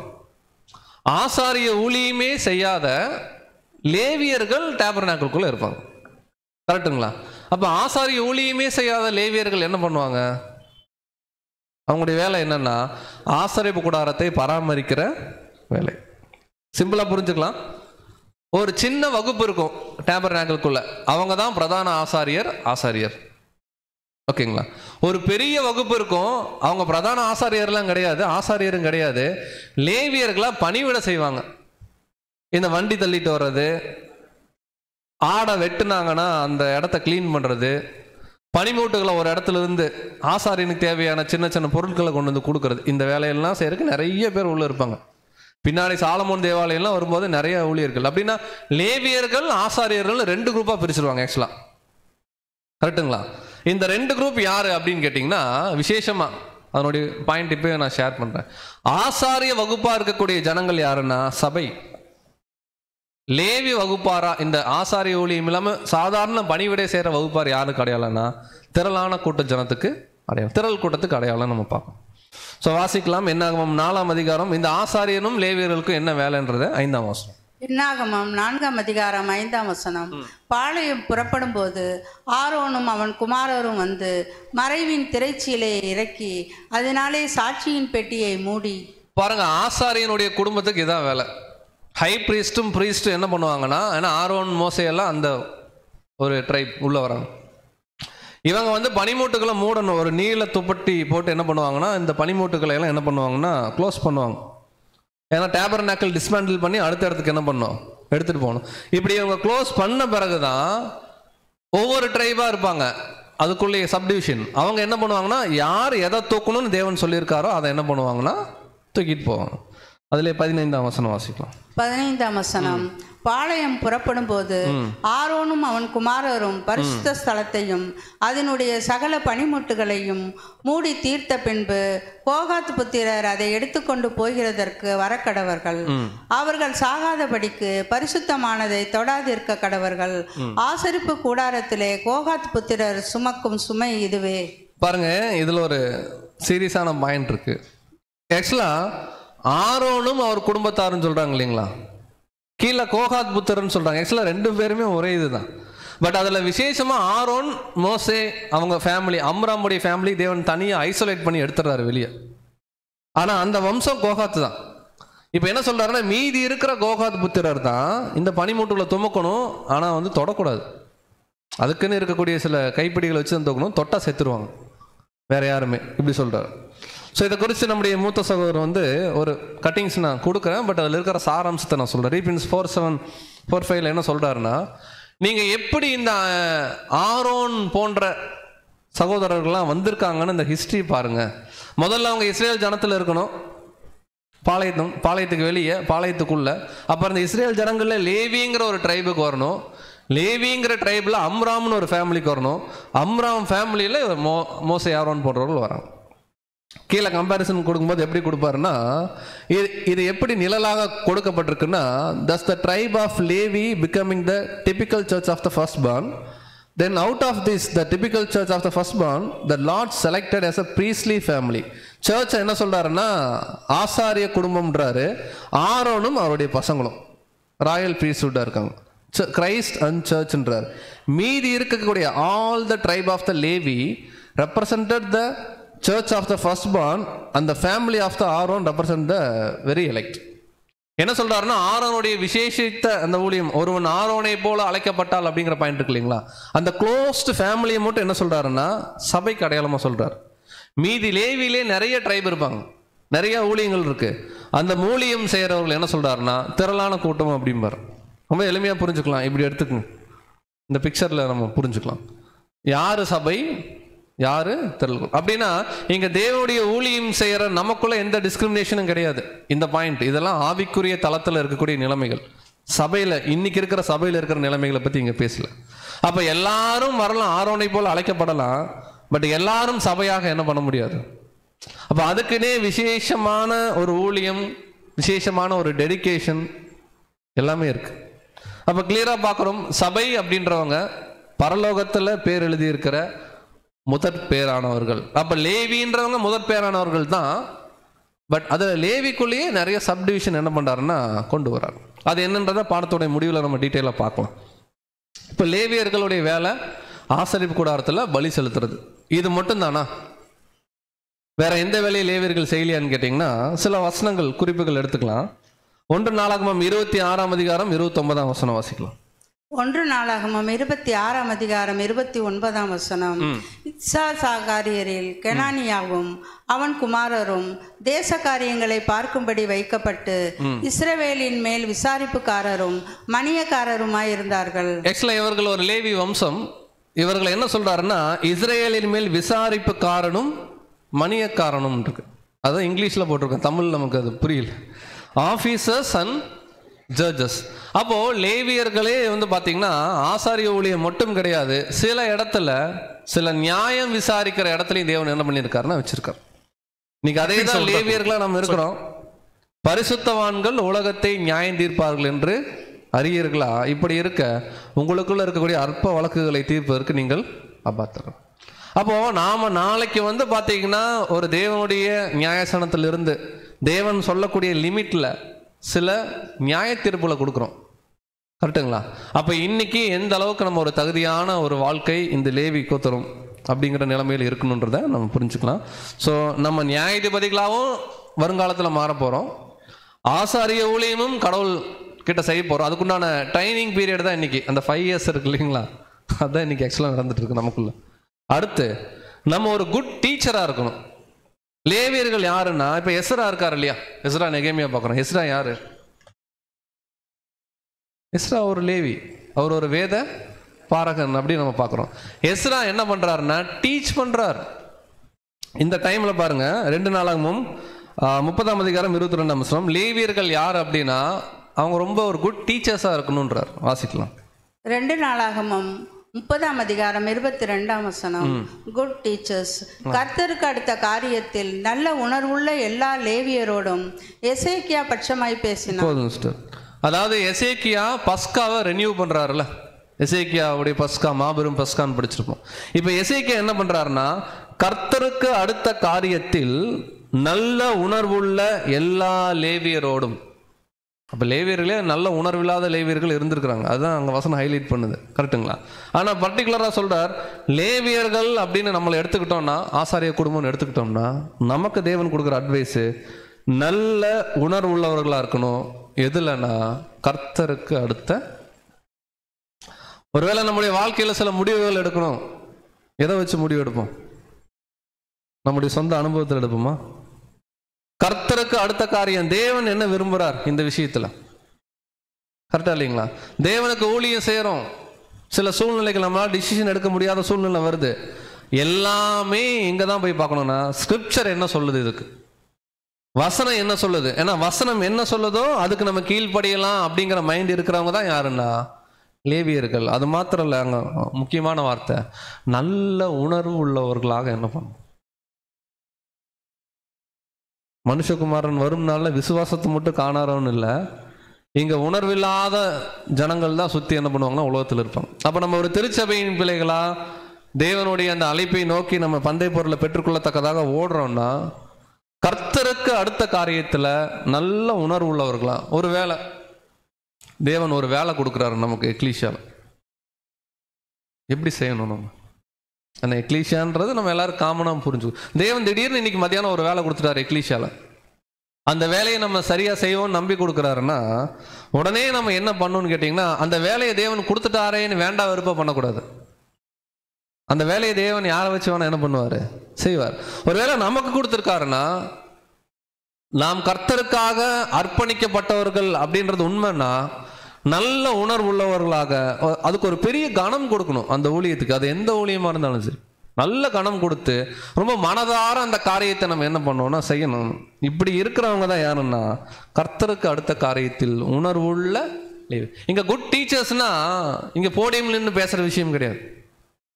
நம்முடைய வாழ்க்கையில நம்ம எடுக்கக்கூடிய ஒவ்வொரு செயல்பாடுகளும், நம்முடைய நடந்து கொள்ளக்கூடிய விதமும் மற்ற பரிசுத்தவான்களுக்கு என்னவா இருக்கணும்னா ஒரு முன்மாதிரியான வாழ்க்கையாக இருக்கணும். அவங்க நம்ம வாழ்க்கையிலிருந்து சில காரியங்கள் என்ன பண்ணணும். இப்படி ஒவ்வொரு லேவியர்களும் ஒருத்தருக்கு ஒருத்தர் என்னவா இருக்கணும்னா படிப்பினை குலக்குறைவுல இருக்கணும். ஸோ வாசிக்கலாம். அதுலேயே இந்த வசனம் வேணாம். நெகேமியா எடுத்துங்க. நெகேமியா 8ஆம் அதிகாரம் 9ஆம் வசனம். நெகேமியா 8ஆம் அதிகாரம் 9ஆம் வசனம். ஜனங்கள் எல்லாரும் நியாயப்பிரமாணத்தின் வார்த்தைகளை கேட்ட பொழுது அழுதபடியால் திர்ஷாதா எண்ணப்பட்ட நெகேமியாவும் வேதபாரகனாகிய எஸ்ரா என்னும் ஆசாரியனும் ஜனங்களுக்கு விலக்கி காட்டின லேவியரும் சகல ஜனங்களையும் நோக்கி. பாருங்க, ஜனங்கள் மோசமா போன டைம்ல ஜனங்களை சீர்திருத்துவதற்காக அங்க தேவன் பயன்படுத்தின ஒரு முக்கியமான மனிதன் எஸ்ரா என்னும் ஆசாரியனும். அப்ப எஸ்ரா அங்க என்ன பேசுறாரு நம்ம படிச்சிருக்கோம். ஜனங்கள் எல்லாம் சோரம் போய் இருக்கும்போது ஆக்சுவலாக அங்கெல்லாம் நிறைய மேரேஜ், அந்த திருமணத்திலே நிறைய பிரச்சனை இருக்கும். இதெல்லாம் என்ன பண்ணுவாருன்னா ஓய்வு நாள் அனுசரிக்க மாட்டாங்க. இதெல்லாம் பிரமாணத்தை எடுத்து என்ன பண்ணுவாருன்னா இது தப்பு, நீங்க இப்படிதான் இருக்கணுன்றது பயங்கரமான ஒரு ஆலோசனை வேதத்திலிருந்து என்ன பண்ணுவாருன்னா எஸ்ரா அங்க பேசுறாரு. நிறைய லேவியர்கள் அவங்களோட இருந்தாங்க. அப்ப லேவியர்கள் அப்படின்னு நம்மளை சொல்லிக்கிட்டோம் அப்படின்னா விசேஷமா நமக்குன்னு சில பண்புகளை தேவன் நிழலா என்ன பண்றாருன்னா வச்சிருக்கார். அதுல ஒரு விஷயம் வேதாகமத்துல நாம் கற்றுக்கொள்ளணும் அதிகமா. அதே போல நம்ம கற்றுக்கொண்ட விஷயங்களுக்கு உண்மையா என்ன பண்ணணும்னு கேட்டீங்கன்னா உணர்வு உள்ளவர்களாக என்ன பண்ணணும் காணப்படும். இன்னைக்கு நம்ம தேவனை தொழுது கொள்ள இந்த இடத்துல உட்கார்ந்துருக்கோம், கரெக்டுங்களா? எப்படி உட்காரணும், நம்ம அப்படிதான் உட்கார்ந்துருக்கிறோம், விசுவாசிக்கிறோம். நீங்க யாரும் நெகட்டிவ் சென்ஸ்ல எடுத்துக்க வேணாம். பட் எப்படி உட்காரணும் அப்படிங்கிற பாயிண்ட பார்க்கும்போது தேவனை ஒருத்தர் தொழுது கொள்றதா இருந்துச்சுன்னா அவர்கள் ஆவியோடும் உண்மையோடும் என்ன பண்ணணும் தொழுதுக்கணும். இது இப்ப மட்டும் இல்ல, ராஜ்யத்திலே அப்படிதான் நடக்க போகுது. யோவான் 4ஆம் அதிகாரம் 23ஆம் வசனம். யோவான் 4ஆம் அதிகாரம் 23ஆம் வசனம். உண்மையாய் தொழுது கொள்ளுகிறவர்கள் பிதாவை ஆவியோடும் உண்மையோடும் தொழுது கொள்ளும் காலம் வரும், அது இப்பொழுதே வந்திருக்கிறது. தம்மை தொழுது கொள்ளுகிறவர்கள் இப்படிப்பட்டவர்களாய் இருக்கும்படி பிதாவானவர் விரும்புகிறார். சோ பிதா எப்படி விரும்புறாருன்னா தம்மை தொழுது கொள்ளுகிறவர்கள் ஆவியோடும் உண்மையோடும் என்ன பண்ணணும் தொழுது கொள்ளணும். வசனம் கிளியரா இருக்கு. தேவன் ஆவியா இருக்கார், அவரை தொழுது கொள்ளணும்னா. அப்ப அன்புக்குரிய சகோதர சொல்லி இப்போ ஃபைனல் பார்ட் சப்ஜெக்ட்ல போறோம். கொஞ்சம் ரீகால் பண்ணிக்கலாம். பாடம் எங்க ஆரம்பிச்சோன்னா லேவியர்கள் அப்படிங்கிற ஒரு பாயிண்ட் எடுத்தோம்.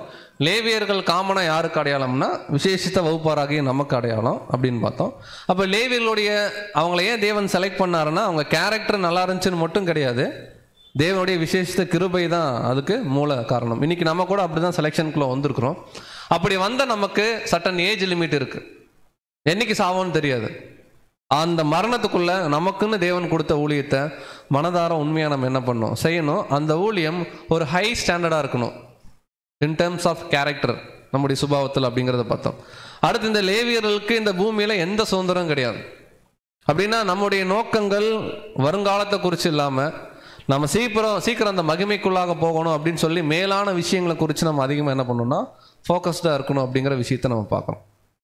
அதுக்கப்புறம் இந்த லேவியர்கள் ஆர்மியில் இல்லை, அந்த மாதிரி நம்ம பிழைப்புக்கு அடுத்த அலுவல்களில் போய் அன்வான்ட் கமிட்மெண்ட்டில் போய் உலகத்தில் என்ன பண்ணக்கூடாது மாட்டிக்கக்கூடாது. இது தேவனுடைய நாமும் பரிசுத்த குலைச்சலுக்கு ஏதுவாக தான் இருக்குன்னு பார்க்குறோம். ஓகேங்களா? அதுக்கப்புறம் இறுதியாக இப்போ நம்ம பார்த்த விஷயங்கள் லேவியர்களே 2 விஷயங்கள் இருக்குது. ஒன்று ஆசாரிய குடும்பம், இன்னொன்று சாதாரண லேவியர்கள். ஸோ இந்த ஆசாரிய குடும்பம் எதற்கு அடையாளம்னா சர்ச்சுக்கும், சாதாரண லேவியர்கள் பார்த்தீங்கன்னா திரளான கூட்டத்து ஜனங்களுக்கு அடையாளமாக இருக்காங்க அப்படிங்கிறதெல்லாம் பார்த்துட்டு இப்போ இறுதியாக இந்த லேவியர்களுடைய கேம்ப் இருக்கு இல்லைங்களா, இந்த கேம்பில் ஒரு ராஜ்யத்தின் நற்செய்தி உள்ளுக்குள்ள இருக்கு. ஸோ இந்த லேவியர்களுடைய கேம்ப் நீங்கள் கவனிச்சிங்கன்னா பாருங்கள், இதுதான் டேபர்னாக்கிள், கிழக்கு நோக்கி இருக்கு. இது மகா பரிசுத்த ஸ்தலம், தண்ணீர் தொட்டி, பலிபீடம். ஓகேங்களா? இங்கே என்ட்ரன்ஸ். இந்த என்ட்ரன்ஸுடைய வெரி நியர் யார் ஃபேமிலி மட்டும் இருப்பாங்கன்னா ஆரோனும் ஆரோனுடைய குடும்பத்தாரும். அம்ராமுடைய ஃபேமிலி, ஆரோனுடைய அப்பா. அம்ராமுடைய ஃபேமிலிக்கு 3 பேர். ஃபர்ஸ்ட் பொண்ணு மிரியாம், அடுத்த பையன் ஆரோன், கடைசி பையன் மோசே. இந்த ஃபேமிலி மட்டும் இங்கே இருப்பாங்க. அம்ராமுடைய ஃபேமிலி க்ளோஸ்டாக இருப்பாங்க. இம்மிடியேட்டாக டேபர்னாக்கில் தேவன் கூப்பிட்டா போறதுக்கு அப்படி இருப்பாங்க.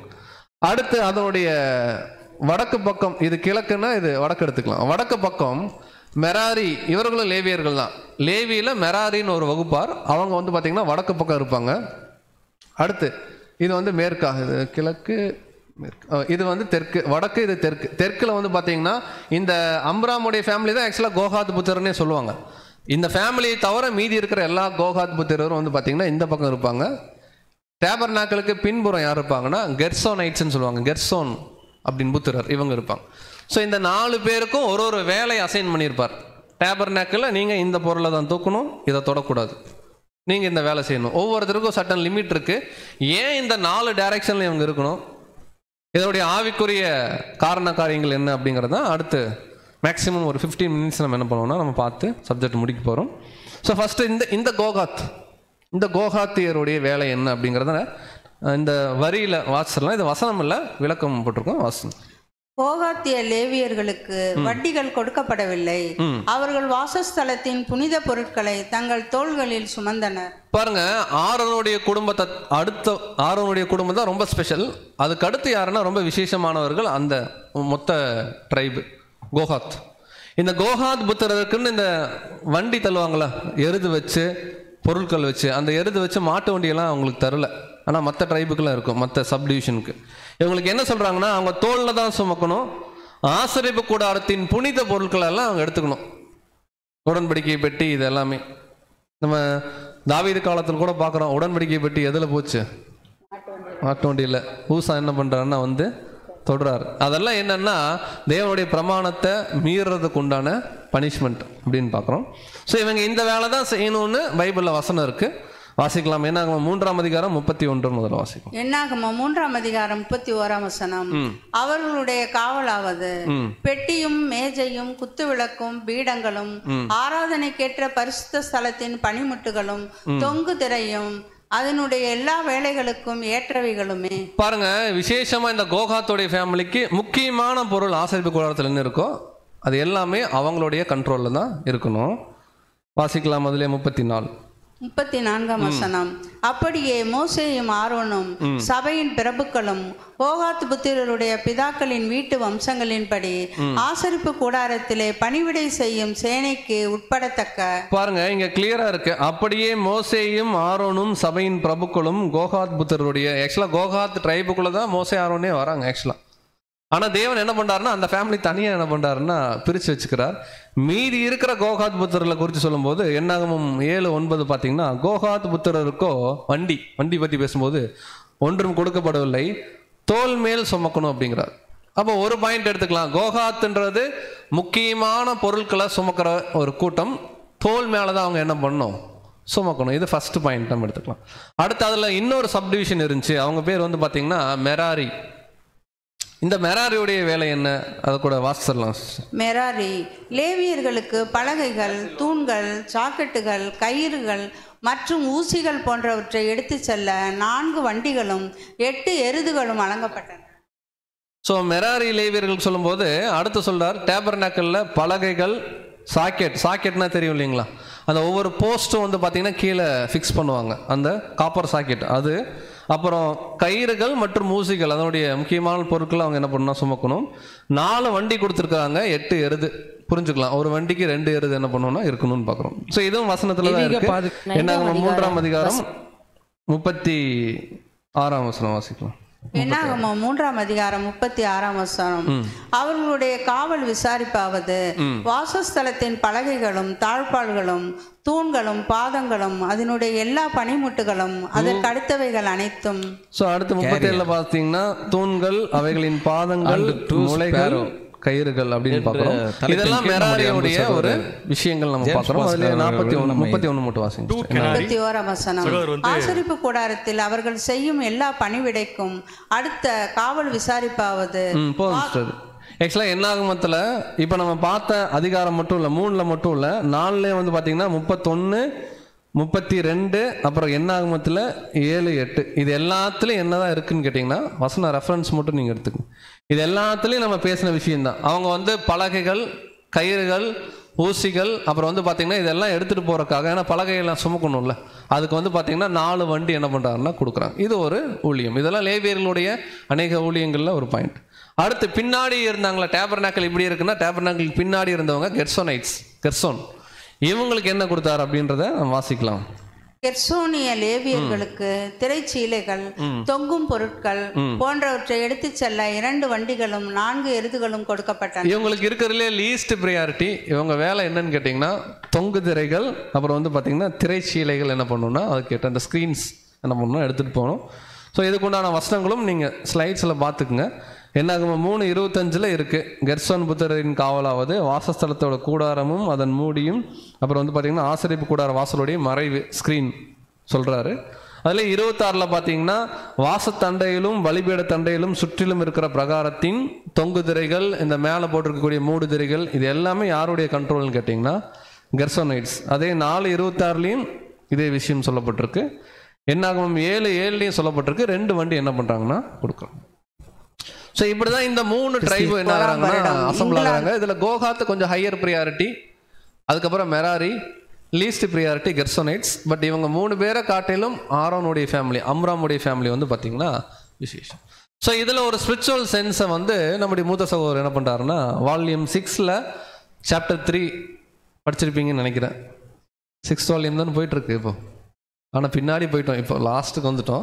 பட் அதில் வந்து கிளியராக இருக்குது, the calling of the new creation, புது சிருஷ்டியுடைய அழைப்பு அப்படிங்கிற டாப்பிக்கில் வந்து பார்த்திங்கன்னா அருமையாக அதை கொடுத்துருக்கார்.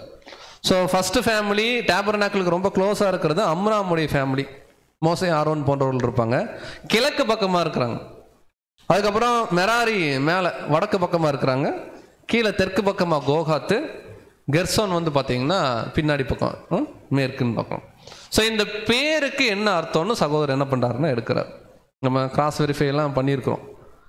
அம்ராம் அப்படின்னு என்ன அர்த்தம்னா த மைட்டி பீப்புள்னு அர்த்தம், உயர்ந்த மக்கள் அல்லது உயர்த்தப்பட்ட ஜனம்னு அர்த்தம் அம்ராம் அப்படின்னா. மெராரினா என்ன அர்த்தம்னு கேட்டிங்கன்னா பிட்டர்னஸ், கசப்பு என்று அர்த்தம். கோகாத்தனை என்ன அர்த்தம்னு கேட்டிங்கன்னா அது அசம்பிளி அப்படின்னு அர்த்தம், கூட்டணி அப்படின்னு சொல்லலாம், நண்பன் அப்படின்னு சொல்லலாம், எப்படி வேணால் நம்ம எடுத்துக்கலாம். பட் த அசம்பிளி அப்படிங்கிறது தான் கோகாத்துக்கு சொல்லப்பட்ட வார்த்தை. கெர்சோன் அப்படின்னு என்ன அர்த்தம்னா ரெஃப்யூஜி, அகதி அப்படின்னு அர்த்தம். ஸோ இந்த 4 விஷயங்களுமே நீங்கள் டைரெக்டாக பைபிள் டிக்ஷனரியில் போனீங்கன்னா கூட இந்த பேருக்கு அர்த்தங்கள் இதுதான், மாறப்போகிறதில்ல. பட் இதை நம்முடைய மூத்த சகோதரர் ஸ்டடி பண்ணி வால்யூம் 6 பேஜ் நம்பர் தமிழில் 150 இதை டீட்டெயிலாக என்ன பண்ணுறாருன்னா ஹேண்டில் பண்ணுறார். அதில் இருக்கக்கூடிய சில விஷயங்களை மட்டும் நான் உங்களுக்கு இங்கே ஹைலைட் பண்ணுறேன். அம்ராமின் குடும்பத்தார் ஆசாரியர்களாக இருக்கும்படி தெரிந்து கொள்ளப்பட்டார்கள். அம்ராம் என்ற பெயர் மேன்மையான ஜனம் அல்லது உயர்த்தப்பட்ட ஜனம். கீழே அடுத்து கோகாத், கோகாத்னா அசம்பிளின்னு பார்த்தோம், கூட்டணின்னு பார்த்தோம். கோகாத்னா என்ன அர்த்தம்னா சேர்ந்தவன் அப்படின்னு அர்த்தம், அதான் நம்ம கூட்டணி அப்படின்னு தமிழில் போட்டிருக்கோம். அப்படியே கீழே வரும்போது மெராரி என்றால் கசப்பு என்பதை குறிக்கும். லேவியின் மெராரி குடும்பத்துக்கு வந்து கசப்புன்னா அதுக்கு ஒரு அர்த்தம் கொடுக்குறாரு. இப்படி 4 ட்ரைபு இருக்கு, 4 கேட்டகரி. இந்த 4 ட்ரைபுக்குள்ளே 4 கேட்டகரிக்குள்ளேயும் வந்து பார்த்தீங்கன்னா ஒரு ஸ்பிரிச்சுவல் சென்ஸ் கொடுக்குறார். ஆசரிப்பு கூடாரம் தேவன் வசிக்கக்கூடிய இடம். தேவனுடைய திட்டத்தில் 4 வகுப்பார் இருக்கா. ஸோ அதில் ஃபர்ஸ்ட் வகுப்பார் யார் அப்படின்னு கேட்டிங்கன்னா அந்த சபை, சர்ச். ஏன் சர்ச்சை வந்து இப்படி சொல்கிறாங்க அப்படின்னு கேட்டிங்கன்னா யார் ஒருத்தர் தான் ஆசாரிய ஊழியம் தேவனுக்கு செய்ய முடியும் அப்படின்னு கேட்டிங்கன்னா ஒருவன் ஆரோனை போல அழைக்கப்பட்டால் ஒழிய இந்த கனமான ஊழியத்துக்கு என்ன பண்ண முடியாது. அப்போ இங்கே ஆரோனை போல் அழைக்கப்பட்டவர்கள் யாருன்னா 144,000 பேராக மாறப்போகிற தேவனுடைய பிள்ளைகள் நம்மளை தான் சொல்கிறார், நம்ம விசுவாசிக்கிறோம். அப்போ நம்ம சபை இங்கே எதுக்கு அடையாளமாக இருக்குன்னா அம்ராமுடைய ஃபேமிலி, இவங்க டேபர்நாக்கிளுக்கு ரொம்ப க்ளோஸாக இருப்பாங்க. தேவன் எப்போ கூப்பிட்டாலும் இம்மிடியேட்டாக அட்ரஸ் பண்ணுறவங்க யாருன்னா இவங்க மட்டும்தான். அதனால தான் பரலோகத்தில் தேவ சாயலாக யார் மாற போகிறாங்கன்னு படிக்கிறோன்னா 144,000. ஆனால் கிழக்கு பக்கமாக இருக்கிறாங்க. இதற்கு என்ன அடையாளம் அப்படின்னு கேட்டிங்கன்னா டேபர்நாக்கிள் கிழக்கு நோக்கி இருக்கிறாங்க. என்ன காரணம்னா நம்முடைய இரட்சகராக இயேசு கிறிஸ்துடைய 2ஆம் வருகை குறித்து சொல்லும்போது கூட சூரியன் எப்படி கிழக்கு, அதுதான் கம்பேர் பண்ணுறார். கிளியராக பார்க்குறோம். மல்கியா 4:2 படிக்க வேணாம். நீதியின் சூரியன். அப்போது விசேஷமாக கர்த்தராகிய இயேசு கிறிஸ்துவோடு கூட 144,000 பேரும் தேவனுக்கு ஊழியம் செய்ய அவர் வாசம் பண்ணக்கூடிய இடத்துல இமிடியட் த நெக்ஸ்ட் பர்சனாக இருப்பாங்க. யாருக்குன்னா தேவனுக்கு. தேவன் ஏதோ ஒன்று அட்ரஸ் பண்ணோன்னா இவங்கள தான் கூப்பிடுவார். இப்படி விசேஷித்த வகுப்பாராக பழைய ஏற்பாடு காலத்தில் இருந்தவங்க தான் ஆரோன் ஃபேமிலி, அம்ராம் ஃபேமிலி. வருங்காலத்தில் தேவனுக்கு சித்தம் இருந்தால் இந்த வகுப்பாராக தான் நாம் என்ன பண்ண போகிறோம்னு கேட்டிங்கன்னா மாற போகிறோம். ஆரோனை போல் அழைச்சிட்டார். பட் ஆரோனை போல் உண்மையாக ஊழியம் செய்கிறவங்க சபையாக போகலாம். கரெக்டுங்களா? அடுத்து அதில் இன்னொரு குரூப் இருந்தாங்க, அவங்க பேர் வந்து பார்த்தீங்கன்னா மெராரி. நம்ம மேல் பகுதியில் வடக்கு பக்கம் பார்த்துருப்போம். மெராரின்னா என்ன அர்த்தம்னா பிட்டர்னஸ். இந்த பிட்டர்னஸ் யார் அப்படின்னு கேட்டிங்கன்னா, இதே லேவி கோத்திரத்தில் இதே அழைப்பை பெற்று கூட சரிவர அந்த காலிங்க அந்த எலெக்ஷனை அவங்க புரிஞ்சுக்காம அல்லது முடிக்காம, அறுப்பு காலம் சென்றது, கோடை காலம் முடிந்தது, நாமும் என்ன பண்ணல, இன்னும் ஞாயிறு ஆராதனையில் சப்ஜெக்ட் பேசிக்கொண்டு சப்ஜெக்ட் கேட்டுக்கொண்டு. ஏன்னா இதனுடைய நோக்கமே என்னன்னா, சீக்கிரம் என்ன ஆகணும், இந்த அழைப்புக்குள்ள நம்மளுடைய ஓட்டத்தை முடிக்கணும். அப்போ இங்கே கிளியராக பார்க்குறோம், மெராரினா கசப்பு. கசப்பு எதற்கு அடையாளமாக இருக்குது இந்த இடத்துல அப்படின்னு பார்த்தீங்கன்னா, இவர்கள் இந்த அழைப்புடைய மேன்மையை உணராமல் அப்படியே இருந்து கடைசியில் கொஞ்சம் சுதாரித்து மகா உபத்திரவ காலத்தில் பாபிலோனுக்கு விட்னஸ் பண்ணுறது, இஸ்ரேல் தேசத்துக்கு விட்னஸ் பண்ணக்கூடிய ஒரு வகுப்பாராக இந்த திரளான கூட்டம் இருப்பாங்க. ஆனால் அப்போ நல்ல ஜீலாக ஒர்க் பண்ணுவாங்கன்னு நம்ம படிச்சிருக்கோம். பட் வடக்குன்னு இவங்களுக்கு ஒரு திசை போட்டிருக்கு, ரொம்ப எளிமை. இவர்களும் பரலோகம் தான் போகிறாங்க. வடக்கு யார் இருக்கக்கூடிய இடம் அப்படின்னு கேட்டிங்கன்னா, பிதாவாகிய தேவன் வாசம் பண்ணக்கூடிய இடத்துக்கு ஆதாரமான ஒரு திசைன்னு பார்க்குறோம். சாத்தானை குறித்து சொல்லும்போது கூட அதான் தேவன் சொல்றார். வாசிக்கலாம். ஏசாயா 14ஆம் அதிகாரம் 13ஆம் வசனம். ஏசாயா 14ஆம் அதிகாரம் 13ஆம் வசனம். நான் வானத்துக்கு ஏறுவேன், தேவனுடைய நட்சத்திரங்களுக்கு மேலாக என் சிங்காசனத்தை உயர்த்துவேன், வடபுறங்களில் உள்ள ஆராதனை கூட்டத்தின் பர்வதத்திலே வீற்றிருப்பேன் என்றும். பாருங்க, கிளியரா இவர்கள் வடக்கு திசை தான், இவங்களும் பரலோகம் வர குரூப் தான். ஆனா ஒரு கசப்பான ஒரு தன்மையில் இருக்காங்க. நீங்க இதை வேற மாதிரி நம்ம எடுத்துக்கணும்னா, சகரியா ஒரு 4 ரதங்கள் அப்படின்னு ஒரு சப்ஜெக்ட்ஸ் ரொம்ப நாளா முன்னாடி நம்ம படிச்சிருப்போம். அதுல கூட வந்து பாத்தீங்கன்னா, ஃபர்ஸ்ட் வந்து பாத்தீங்கன்னா ஒவ்வொரு குதிரைகளா போகும். பின்னாடி என்ன ஆகும்னா, இந்த திரள் கூடத்தை கம்பேரிசன் பண்ணுவோம். இந்த குதிரையும் வடக்கு நோக்கி போச்சுன்னு நம்ம பார்ப்போம். கடைசியாக ஒன்று தான் பூமியில் சுற்றிட்டு இருக்குன்னு படிச்சிருப்போம். அப்போ கிளியராக பார்க்குறோம், அம்ராமுடைய ஃபேமிலி சர்ச்சுக்கு அடையாளம், கோகாத் மணிக்கும் மெராரியுடைய ஃபேமிலி திரள் கூடத்துக்கு அடையாளம். கோகாத் அப்படின்னா சேர்ந்தவன் அல்லது கூட்டணின்னு அர்த்தம். இது எதற்கு அடையாளம்னா, இவங்களும் உண்மையுள்ள ஜனங்கள் தான், ஏன்ஷியன்ட் ஒர்த்திஸ், முற்பிதாக்களுக்கு அடையாளமாக இருக்கிறாங்க. அப்படின்னா முற்பிதாக்கள் கூட்டணியா அப்படின்னு கேட்டிங்கன்னா, த பெஸ்ட் காம்பினேஷன் பைபிளில் ஒரு இடத்துல நடந்துச்சு. முற்பிதாக்கள்லேயே முதன்மையானவர் ஒருத்தர் இருந்தார் இல்லைங்களா? கிளியரா சொல்ற, ஸ்திரீகளிடத்தில் பிறந்தவன்ல யோவான் ஸ்நானகன் தான் பெஸ்ட்ன்றார். அதே போல சபைக்கு தூணும் ஆதாரம் தலை கர்த்தராகிய இயேசு கிறிஸ்து. இவங்க 2 பேரும் மீட் பண்ண ஒரு காட்சி. ஆண்டவரே, நான் உங்ககிட்ட பேப்டிசம் எடுக்க, நீங்க என்கிட்ட எப்படி ஆண்டவரே வரலான்னு அவர் சொன்னார். இப்பொழுது இடம் கொடு, எல்லா நீதியையும் நிறைவேற்றுவது அவர் சொன்ன வார்த்தை நமக்கு ஏற்றதா இருக்கு. நாளைக்கு நானும் நீயும் சேர்ந்தே வேற ஒரு வேலை செய்ய போறோம்ப்பா தேவனுடைய திட்டத்துல, அதுக்கு நீ இன்னைக்கு எனக்கு என்ன பண்ணணும்னா இடம் கொடுக்கும். இப்போ முற்பிதாக்களை குறித்து நிறைய பாடங்கள் நம்ம படிச்சிருக்கிறோம்.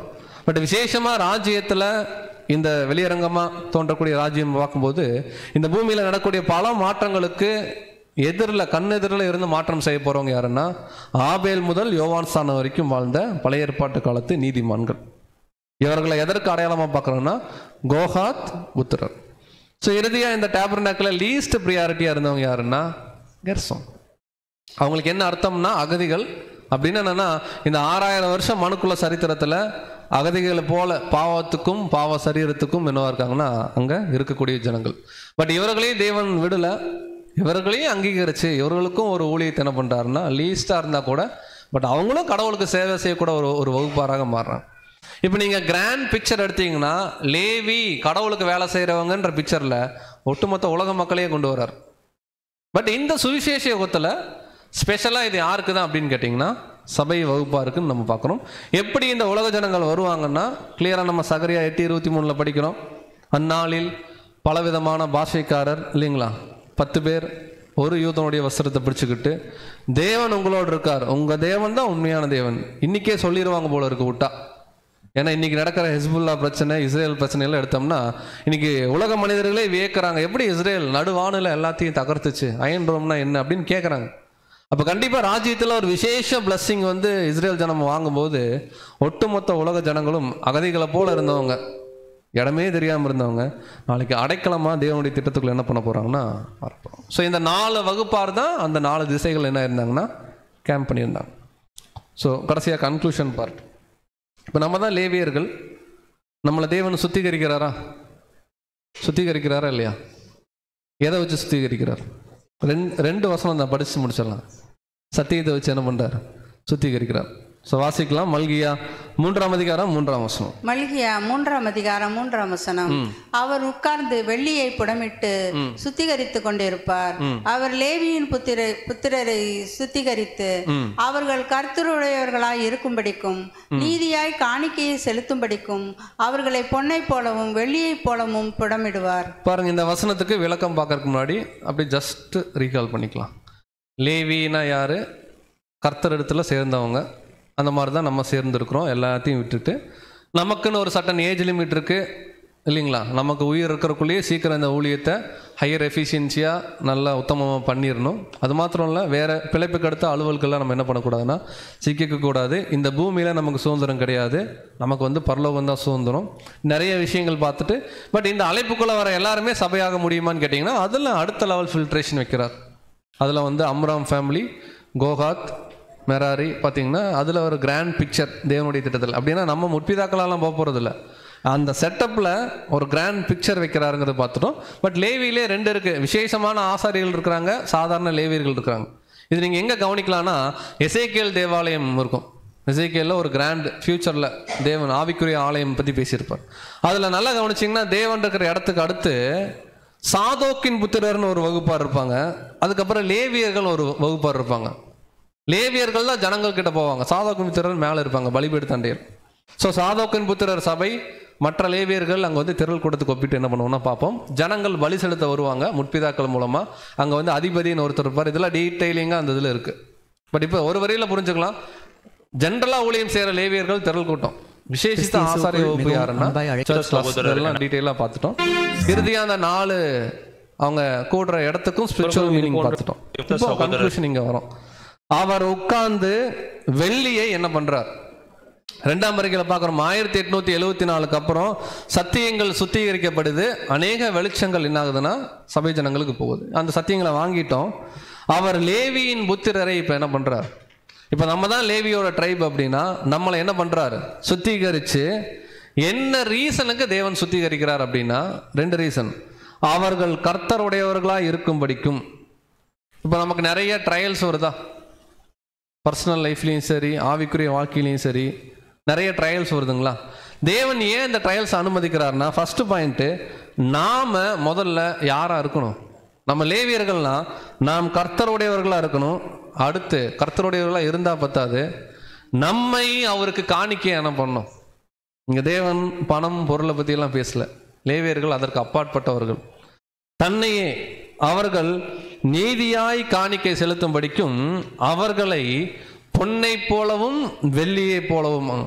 அப்படின்னா அங்கேயும் சபை திரள் கூட்டம் வருது. பொன்னை போலவும் வெள்ளியை போலவும் புடமிடுறார். அப்போது இவ்வளோ தூரம் நமக்கு எவ்ரி வீக் அல்லது வீக் டேஸில் சத்தியங்கள் கொடுத்து நிறைய அனுபவங்கள் தேவன் நம்ம கொடுத்து நம்மளை புடமிடுறாருன்னா ஒரே ஒரு ரீசன் தான், தேவன் நம்மளை நேசிக்கிறார். தேவன் என்ன எதிர்பார்க்கிறாருன்னா, பேப்டிசம்ல நீங்க என்ன சொன்னீங்க? நம்ம எல்லாரும் நம்மளே கேட்டுக்கலாம், தேவன் பேசுற மாதிரி. பேப்டிசம்ல நம்ம என்ன சொன்னோமோ அதை செய்ய சொல்றார் தேவன். ஆண்டவரே, நான் ஆதாமுடைய துர்குணத்தில் உருவான அப்படி எல்லாம் சொல்லி பாவிங்கிறத உணர்றேன்னு ஒத்துக்கிட்டு இனிமேல் என்னுடைய மாம்சமும் என்னுடைய ஜீவனையும் உம்முடைய ஊழியத்துக்காக அர்ப்பணிக்கிறேன், நான் உலகத்துக்காக இருக்க மாட்டேன்னு சொன்ன கமிட்மெண்ட்டு எங்கன்னு கேட்கிறாரு தேவன். அதான் சொல்றாரு, இப்போ சுத்திகரிச்சு நம்மளை என்ன சொல்றாருன்னா சத்தியத்தின் மூலமா நீதியாய் இந்த காணிக்கையை நீங்க என்ன பண்ணுங்க, செலுத்துங்க. பவுல் சொன்ன மாதிரி தான் இல்லைங்களா? அப்படி இருக்க சகோதரரே, நீங்கள் உங்கள் சரீரங்களை பரிசுத்தமும் தேவனுக்கு பிரியமான ஜீவ பலியாக ஒப்பு கொடுக்கும். கரெக்டா இல்லைங்களா? இங்க வெறும் ஒரு காணிக்கையை பற்றியெல்லாம் பேசல, நம்மளையே அவருக்கு என்ன பண்ணணும், அர்ப்பணிக்கணும். அந்த அர்ப்பணிப்புக்காக நிறைய சுத்திகரிப்பு என்ன பண்றாருன்னா தேவன் செய்கிறார். நிறைய வெளிச்சமான சத்தியங்களையும் கொடுக்குறார். இப்படி யார் ஒருவர் கர்த்தருடையவர்களாக மாறி நீதியாய் தன்னை அர்ப்பணிக்கிறாங்களோ முழுமையா கடவுளுடைய சேவைக்கு, அப்படி அர்ப்பணிக்கிறவங்க கிறிஸ்து இயேசு அங்கிருந்து பார்க்கும் பொழுது ஒரு விலையேற பெற்ற ஒரு கற்களாக என்ன பண்ணுவோம்னா நம்ம தெரியும். அவர் அதான் சொல்றார். இறுதியாக வாசிச்சு நம்ம பாடத்தை முடிக்கலாம். மல்கியா 3ஆம் அதிகாரம் 17ஆம் வசனம். மல்கியா 3ஆம் அதிகாரம் 17ஆம் வசனம். என் சம்பத்தை நான் சேர்க்கும் நாளிலே அவர்கள் என்னுடையவர்களாய் இருப்பார்கள் என்று சேனைகளின் கர்த்தர் சொல்லுகிறார். ஒரு மனுஷன் தனக்கு ஊழியம் செய்கிற தன்னுடைய குமாரனை கடாட்சிக்கிறது போல நான் அவர்களை கடாட்சிப்பேன். கண்டிப்பா கடாட்சம்ன்றது இருக்கும் இல்லைங்களா? அவர் அப்பா, தேவன் அப்பா, நம்ம குழந்தைகள்னா அடி நமக்கு இருக்கும். ஆனா ஆண்டவர் சொல்றாரு, என் சம்பத்தை நான் சேர்க்கும் நாளிலே அவர்கள் என்னுடையவர்கள். அப்படின்னா அந்த ஒரு ஜுவல்ஸா நம்ம மாறணும் அப்படின்னு கேட்டிங்கன்னா நிறைய புடமிடுதல் நடக்கும். கோல்டு எடுத்தோடனே கோல்டு என்ன ஆகாது, மாறாது. அதை சொல்லிட்டு அவர் கிளியரா சொல்றது என்ன, என் சம்பத்தை நான் சேர்க்கும் நாளிலே அவர்கள் என்னுடையவர்களா இருப்பார்கள். இதே தான் பழைய ஏற்பாட்டில் ஒரு வார்த்தை சொன்னார், லேவியர்கள் என்னுடையவர்கள். தேவன் சொல்றாரு, நான் கர்த்தர். ஸோ இதே விஷயம்தான் சர்ச்சோடைய செலெக்ஷன்ல என்ன ஆக போகுதுன்னா கம்ப்ளீட் ஆக போகுது. அப்போ லேவியர்களை இன்னைக்கு சபை வகுப்பாருக்கு நம்ம ஒப்பிட்டு பார்த்தோம். லேவியர்கள் ஃபர்ஸ்ட் பார்ன், நம்மளும் உலகத்தில் முதற் பலன்களாக யாக்கோபு 1:18 பார்க்குறோம். லேவியர்களை அங்கே கான்சக்ரேட் பண்ணுறார், அபிஷேகம் பண்ணுறார் அந்த தைலத்தினால.